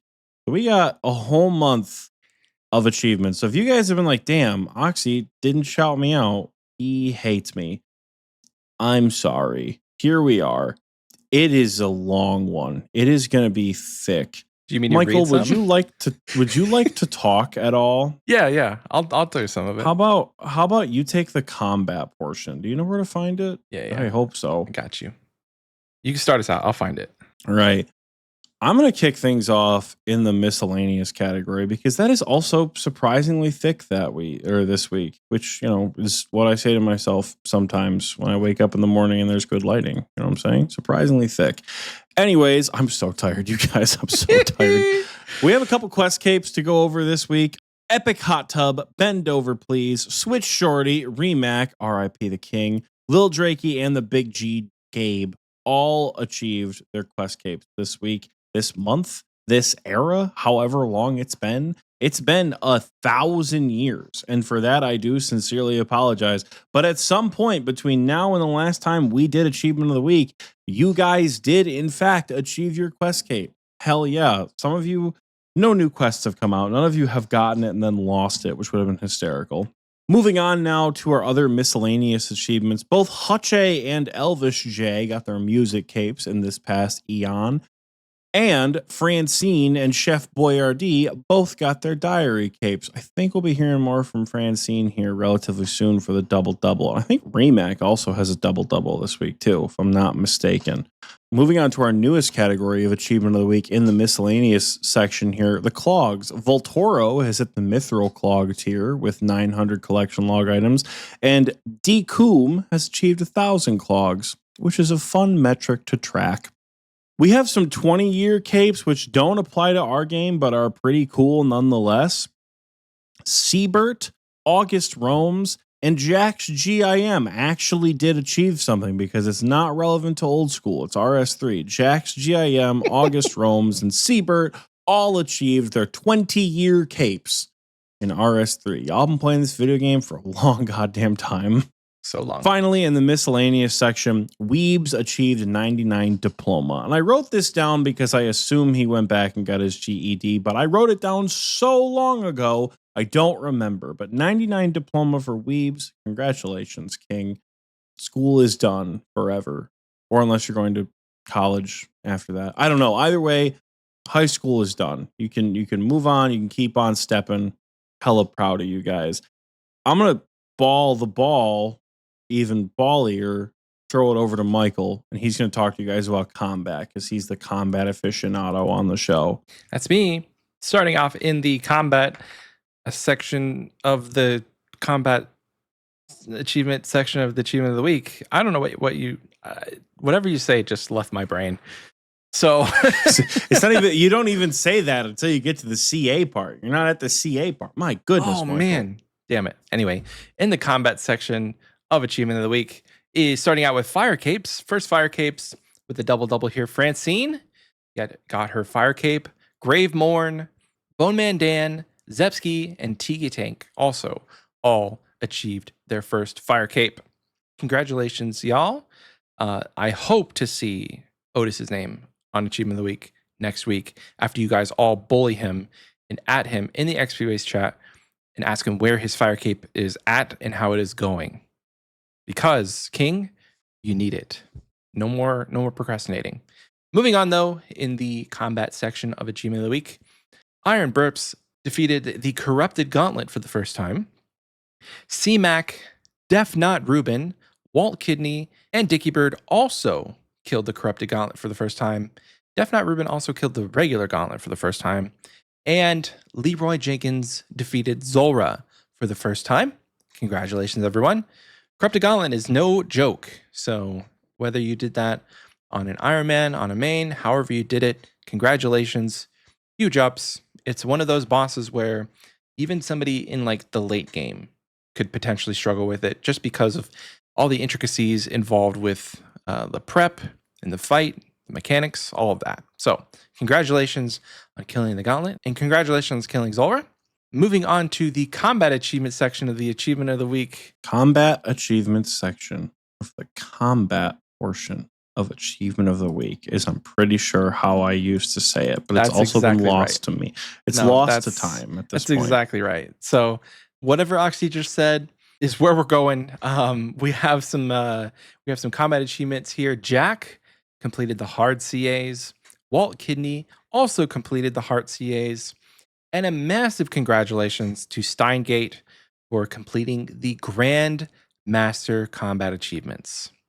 I apologize, I was not at your stream, King, but I did watch the video, and Huge. it's pretty good. He saved no pressure for the last one, which is the kill Hydra with the full Darox under 10 HP. It's a super fun one to do. To end on. Very cool. Yeah. Well, he's got this. He's got the Grandmasters at least for a couple weeks until the Doom of Makahodl introduces more, and he's got to go and do those. So that's it for the combat achievements. Moving on to some miscellaneous kind of things, but it is still in the combat achievement section. Jawdead and Remac both got their Missouri crafting kit from TOA. Congratulations on that.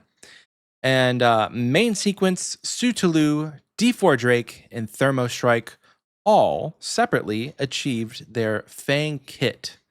So the Cursed Phalanx, that's a 500 level invocation raid. So huge ups on that. Congratulations. And saving the best for last, one of Oxy's favorite achievements. It's like when you peak in high school and you can just never let it down. Wow. Wow. We're having a conversation the other night where somebody joked about like paying for Michael's cape or doing Michael's cape for him. And Tiki said, if Oxy can't beat the allegations, there is no way in hell Michael will ever beat the bot cape allegations. Yeah. Unless you start bitching about it for the next year. I was like, there's Ralph, no log way. In. Or Fear, log in, do my cape for me. And they're like, no I have way. to do I that. I would flame you into oblivion, dude. You would never be able to show your face again without getting made fun of. I would roast the shit out of you for Every time. But speaking of roasting, these capes are hot. So hot, they're infernal. Disco, Paul Mohadib, Coupe de Grace, and Tectone all achieved their infernal cape. Congratulations. Tokaton. Do I say Tokaton? What did I say? You said Tectone. Tectone. Okay, well, Tokaton. Retroactively correcting that one. Congratulations, everyone, on your infernal capes. Huge congratulations for finally achieving it. I can't speak to how awesome it is, but I know every time I hear Oxy say it, one thing he mentions is you are finally done. There will never be a greater achievement that you have to strive for on this game. I tend to disagree, but I haven't done it, so I don't know. Who knows? I was going to say, you wouldn't know. I wouldn't know. You wouldn't know. That's it for the combat section. We have the skilling section left. We do. We have the skilling section left, and oh boy, it is thick. Brace yourselves, Get you guys. ready, boys.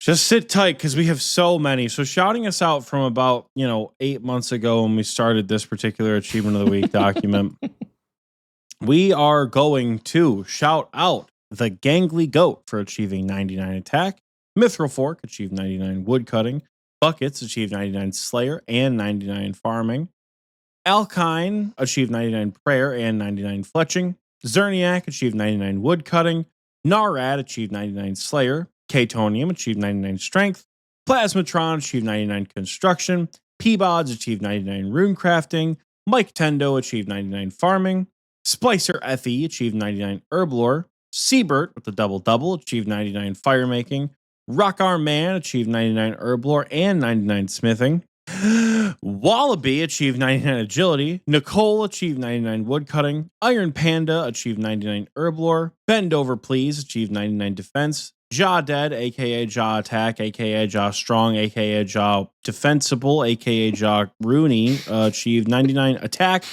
strength, defense, and rune crafting. Watt Toast, Wheat Toast, I think is what I meant to write there. Achieved 99 Slayer, 99 Hunter, and because I have your name, unless it is Watt Toast, I don't actually know. Well, Wheat Toast, you're going to get shouted out again soon. Achieved 99 Slayer and 99 Hunter. Fish achieved 99 Construction and 99 Fire Making. Billy H achieved 99 Mage. Ratty Cole achieved 99 Mining. Kick-Ons achieved 99 Mining as well. Elvin Reaver achieved 99 Rune Crafting. Alpha Hotel Quebec achieved 99 Fletching and 99 Hunter. And though pets are not achievements, getting the pet on the same tick you get 99 is pretty crazy with the Irby pet. Rummy Tumbles achieved 99 hit points. The Nady achieved 99 magic. 99 Achilles achieved 99 Slayer. JX Riot achieved 99 mining. Wheat Toast again achieved 99 rune crafting and 99 fishing. Unless Wheat Toast and What Toast are different people, who knows? It's been so long. Thompson 807 achieved 99 fire making. Serena achieved 99 hit points. Dr. Polidorius achieved 99 range. Powerful Gay achieved 99 Slayer. Route 28 achieved 99 hit points. Slack Mason achieved 99 Slayer. Billy H achieved 99 strength. Again, I think I had you up there again, and just for gore, I already wrote your name. Nice Sniffer achieved 99 attack and 99 defense. Nulo 23 achieved 99 Slayer. Bob Dole achieved 99 agility. One Tick Beers achieved 99 hit points. Steel Beams achieved 99 cooking. And Diesel Daddy achieved 99 strength. Holy fucking 99s. And the craziest part, we're not even done. Because we have, I'm fairly sure, we have 6 max capes to shout out. 6 of them bitches. Greylon achieved 2277 total level. Melbourne 44 achieved 2277 total level. Elvish J achieved 2277 total level. Tanto Tricks achieved 2277 total level with 799s at once. Iron Panda, who we mentioned earlier, because it took that long for us to do Achievement of the Week. He achieved 2277 total level with a pretty funny video of Barry Manilow. That was good. The Barry Manilow video was hype. And finally, Danish Deity achieved 2277 total level, I believe, with his GIM partner. Huge on that, by the way. Rank 4. Holy shit. Rank 4. Rank 4 duo What? GIMs, still prestiged. So technically, they're rank 2 if you just look at prestiged, but they're rank 4 overall, which is really, really neat. That's cool as hell. You guys have done a lot. That is cool as hell. Holy shit, you guys. That is so many achievements. I am so proud of you guys for doing all of the awesome shit that you have done in the last, 40 years, however long it's been since the last time we did Achievement of the Week. I apologize for it taking so long. Sometimes things happen with the show and we can't get to Achievement of the Week every week. But as we've said, we're shouting you guys out nonetheless. You can't stop us. We're crazy. We don't care. If you did something awesome and you want to tell us about it, head over to discord.gg/OSRSTNL. Tell us all about your achievements in the levels and achievements chat in our Discord. It doesn't have to be a 99. It doesn't have to be a Zuckhelm. It doesn't have to be an Infernal Cape. People post progress achievements all the time. Random levels, random unlocks, diary completions, quest completions, all sorts of stuff. All are welcome in TNL, and all achievements will get looked at and will get celebrated in some way or another. Plus, we have objectively the best RuneScape Discord in the world. I feel like the Sunday Raiders have not been as active lately. I don't know what's been going on. Maybe people are just tired, but either way, we have the best Discord ever. Come join it. I need a nap, but this episode cannot end without our episode long tradition. Episode long, catalog long. It's been a long day, folks. Michael, my friend, do you have a fun question for us this week? I do. And this one could be actually quick. So this question comes from Fear Garden. I'm looking back in the archives. This is all the way from question January that we missed. Your Damn. garden asks, "What the dog doing?" So we can come up with I have a backup off the dome if we need it. But what the dog doing? I just got a new dog. Her name is River. She's a How have we not 5-month-old. talked about that? I don't know. I haven't seen her. She's probably outside digging a hole. Got a new dog. She's cute. She's a English cream, I think their name is. It's the white version of the pale white version of a golden retriever. She's 5 months old, but she's hella cute. Brian says, "And who the hell let them out?" What's your dog doing, Oxy? Brian got no dog. I'm a cat guy. You're a cat guy. Would you ever get a dog? Would you ever consider having a dog? I would. I mean, I grew up with dogs. I'm a cat guy. If I will get a dog when the universe decides it's time for me to get a dog. Does that make sense? Kind of like the cat dispersal system. Like when the universe decides, all right, it's time for Oxy to get a dog, we'll get one. Like I am not one of those people who's like, dude, I've gotta go like pick a breed and go meet the puppy when it's a baby and spend like $1,000 to get this like exact dog that I want. I don't care that much. I don't, and I never have, and I gotta level with you, I never will. However, when the universe decides it's time for me to get a dog, I will take it. For example, when I was a kid, our old dog Clarice, my parents found her on Pet Finder, adopt this tiny little 20-pound black lab, right? That's what they were told. 20-pound black lab. My dad went to pick her up, and this literal like bear was in the back seat of this truck in this big ass crate. Clarice was not a 20-pound dog. She had to be at least 50, and she was still under a year old. She was young too, and she was huge. And my dad got the dog out of the car, and the way the story goes, the lady said, "Oh my God, do you have the money?" And he gave her $20. Looked at the lady, looked at the dog, looked back, and the lady was gone. I just like pulled off. Oh gosh. Because this was like an outside like barn dog that had been like tied up or something. Probably got way bigger than they expected because Clarice was a tank. Like this animal was not for the faint of heart. She was a big woman. She was a big one, boy. But like that kind of an interaction. That is how I get a dog. Yeah. Where you rescue something. Yeah. It's like, I only picked you because nobody else wanted you. So why'd you become my favorite type deal? Yeah. That's what it's going to be like. It's not going to be Oxy actually like actively pays attention to what kind of dog he gets. It's going to be whatever dog ends up with me. And I have no interest in getting a dog anytime soon. I live in a 1-bedroom apartment with 2 cats who would throw a whole fit if I get a dog. So that's kind of how I feel about it. Yeah. That's my take on me getting a dog right now. So what the dog is doing is nothing currently in my house because I don't have an interest in getting a dog at the moment. But yeah.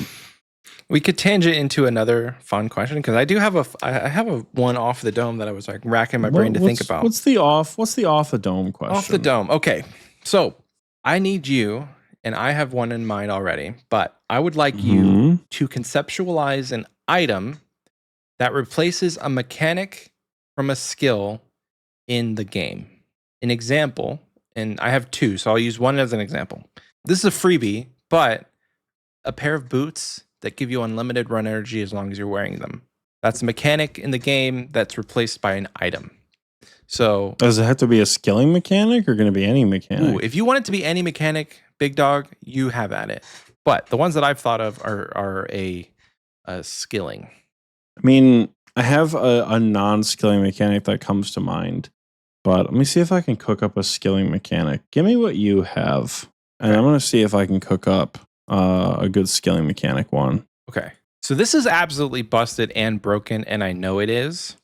Mm-hmm. But this item goes in a slot. I haven't decided which, but it's an item that you wear, either a weapon, a shield, some sort of thing you put in your ammo slot, potentially a ring, but it is a item that you wear that disables prayer drain. So you can have your prayers on forever as long as you're wearing this item. What the downside is, I don't know. That's definitely a combat. It's not a skilling thing. That's combat. But it's a mechanic, is what I said. There's a mechanic, Yeah. a mechanic that comes from a skill. Prayer is a skill. It is combat. That's Definitely a is combat combat. mechanic. That's not a skilling mechanic. But they have skilling prayers like preserve No, is they a skilling don't. prayer. Preserve is a skilling prayer. I guess, but that's not okay. It's the one prayer that we have that's a skilling prayer. But Yeah, I think it would sure, be cool. I guess. I think it'd be cool if it was a weapon, because it wouldn't be like a best in slot sword, but if you wanted to do some like AFK activities where you had a protection prayer, or like you were be able to pray piety or something consistently, it'd be broken if it was an offhand, because then you could have magic range and melee. But some sort of sword or main hand weapon that you could use to attack, and potentially it would be aimed at like the early game, so that by the time you got to the end game, it was no longer a best in slot item, so to help out the early and mid game players. But something that's definitely broken, that should never and will never come into the game, but it would be cool to have. So Michael's got some combat ones. I'm trying to think, like, I feel like I'm almost like these like akin to like League's rewards, like what I'm thinking. That's true. So like yeah. off the top of my head, one of the first things that pops up is, I guess we kind of already have it. So like it's the mixology goggles. That's not as interesting. I was gonna say something that saves herblore secondaries would be pretty cool. But oh god, thinking around of like other skills. Like you have one where like run energy is a thing. Just like looking at the skills that we have in the game right now to like totally remove a mechanic, then Yeah. it just totally removes a mechanic. It is an item where worn on the chest, maybe it's like a union patch or something, I don't know, it just like smiths in bulk. And I don't mean like finishes an inventory in a tick. I mean like if you walk up with like 1,000 noted steel bars to the blast furnace, and you have like your like union local 87 patch chest piece on, or like, don't worry, brother, we got you. And they'll just like shit out 5,000 cannonballs. Like doesn't, yes, you get like full please. XP. You get full XP. So it's literally just like the union patch makes so you don't have to do the work. Which isn't quite the opposite of a union. It's more of a reward, you know? Solidarity forever. Take a break. Don't need to AFK. Let's go. There's 5,000 cannonballs for you, or 4,000, or however many you would get for that many steel bars. That would be a cool mechanic. The other one that I actually put a little bit more thought into, call it the Spectre's Veil or the Invisibility Cloak or something. And it is an item when worn in the wilderness, disables you from being attacked. Oh. You cannot be targeted by another player in the wilderness. Like like a shadow veil or something, where not that you don't appear, but this item makes it so that you cannot be attacked, so that you can rock up to the wilderness in best in slot gear in the other 10 slots. But with this item on, you can't be seen. Maybe make it the like, oh dude, the fucking like one ring to rule them all type shit, where it gives you like a +10 prayer bonus and the ability to not be attacked. And then you get all the other buffs from all your like best in slot gear. Like, could you imagine how quickly you would fuck up Vetiana and full Torva? Oh my gosh. Can you imagine how Yes. quick some of these fights would be in the wilderness with like absolute max in everything? You go That with a would be scythe absurd. and full Torva. Wildy prayer would be insane, because you like literally you could get 99 in like a day. Mm-hmm. You know, with this ring or this veil or whatever it is that makes you unattackable. What's the downside? Because I'm thinking if we're going thematic, it would be kind of fun if you did have Shadow Realm creatures that could attack you randomly. They're not like dummy strong, but you have the random chance of getting like an encounter where a wraith comes in and tries to kill you in the wilderness. Trying to think, like some of them seem too harsh. Like some of them seem too hard. Like reduced XP and reduced drop rates, like Brian says, could be good. Like my first thought is like this ring, while it has a very potent effect, it makes you nauseated or something, and like the smell of food disgusts you, so you can't eat. With the ring on or something like that. That would be kind of cool. So like you can like so it doesn't mean anything for like, oh, you're catching chinchompas, you're doing what, it doesn't matter, right? You're not taking any damage, but like you kind of have to weigh your options if you're going to a boss that's gonna hit you, you know, or you're gonna do a piece of content where like damage is gonna be involved. So like this item, if you're not allowed to eat, you know, you can drink prayer potions. I'm kind of picturing like the on a diet and the no drinking invocations, like the no food invocations from TOA, or like you can still sit prayer pots because that seems really dog shit if you can't, because what's the point of the item at that point? Right. But if you can't use food, I feel like that at least makes it more interesting and gives it a more like, I'm gonna say a more like broad purpose, you know, where you can use it other places. And if you're good, you really don't have to use it a ton of places. So like theoretically, you could take this one ring to rule them all to Slayer because you're protecting and it's not going to hit you, right? But you'd have to be careful with something like Necreals because Necreals will hit you no matter what, right? Well, you can Blood Barrage then. You could Blood Barrage, I suppose. That is an option to Blood Barrage. But let's say like something like Revenants, right? Where you don't necessarily take a ton of damage, but you take enough to like make it relevant. Like you kind of want to eat every now and then, but like why do we want to have high HP at Revenants, Michael? For the PKers.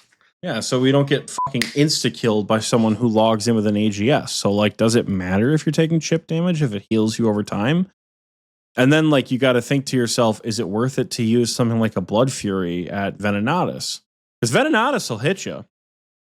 You know? Yeah, I was going to say there are certain monsters in the wilderness where you do need to eat.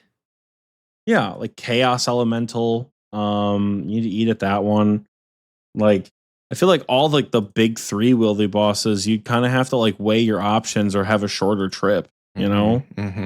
Don't get me wrong. It's fucked. It's broken. People are trying to like.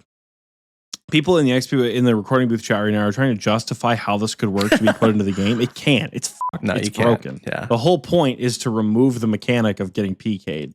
It's a bad item. Don't get me wrong. Like, make it so people can't hurt you, but monsters hit you for 10 times damage. I don't think y'all understand what 10 times damage is for some of these monsters, right? That's like a 300. 10 times.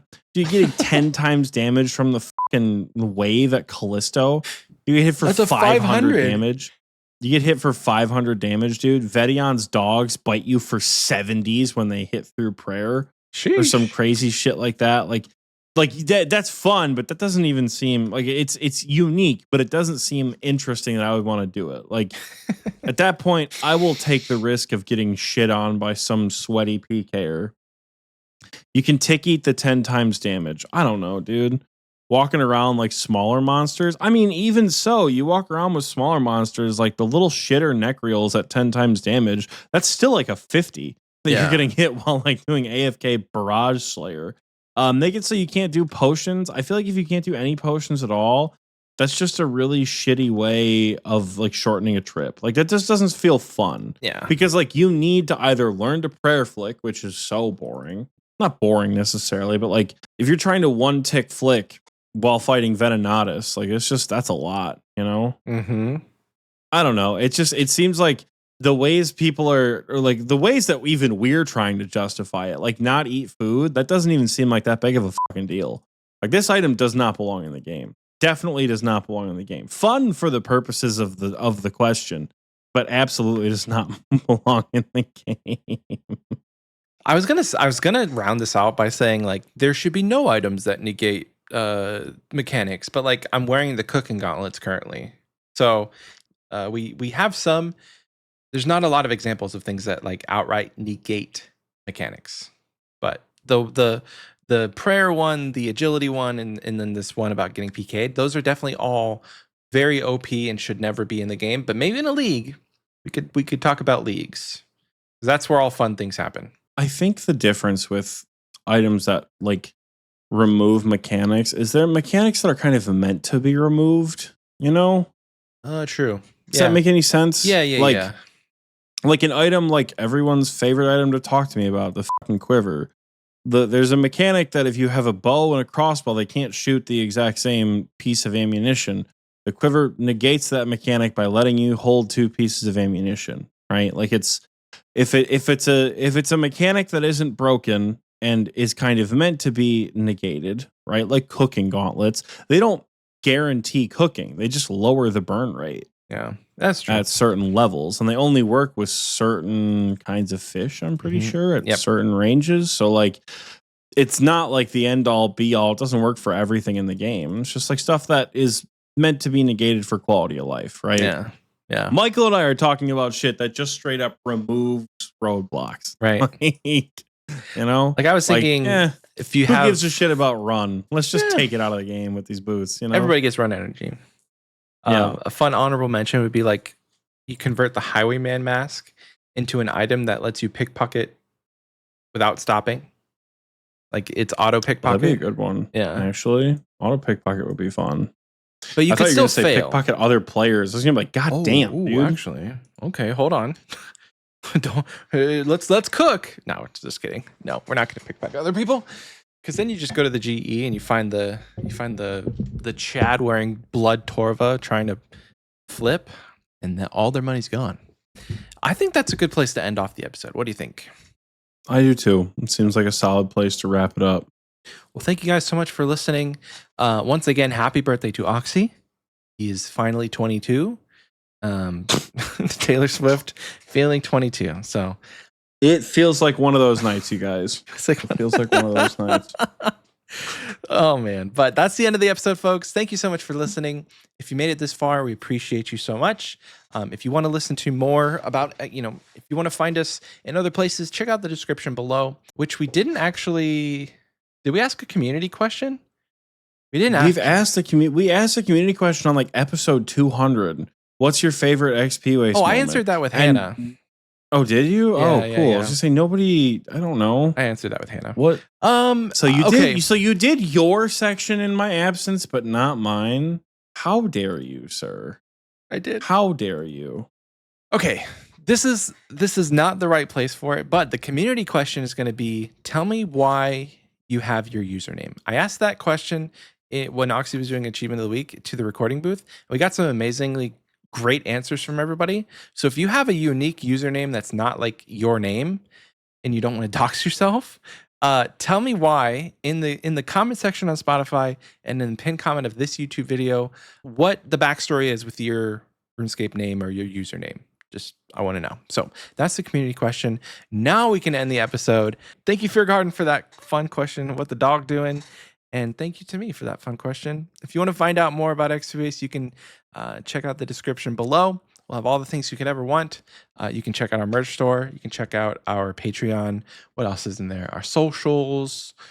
You can listen to you can find the YouTube link if you're on the audio versions. All the fun stuff is there.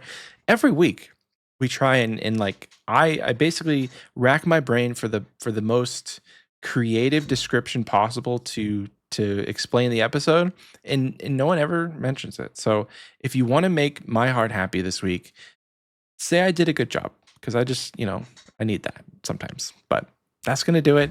Thank you guys so much for listening, and we'll see you next time. Bye.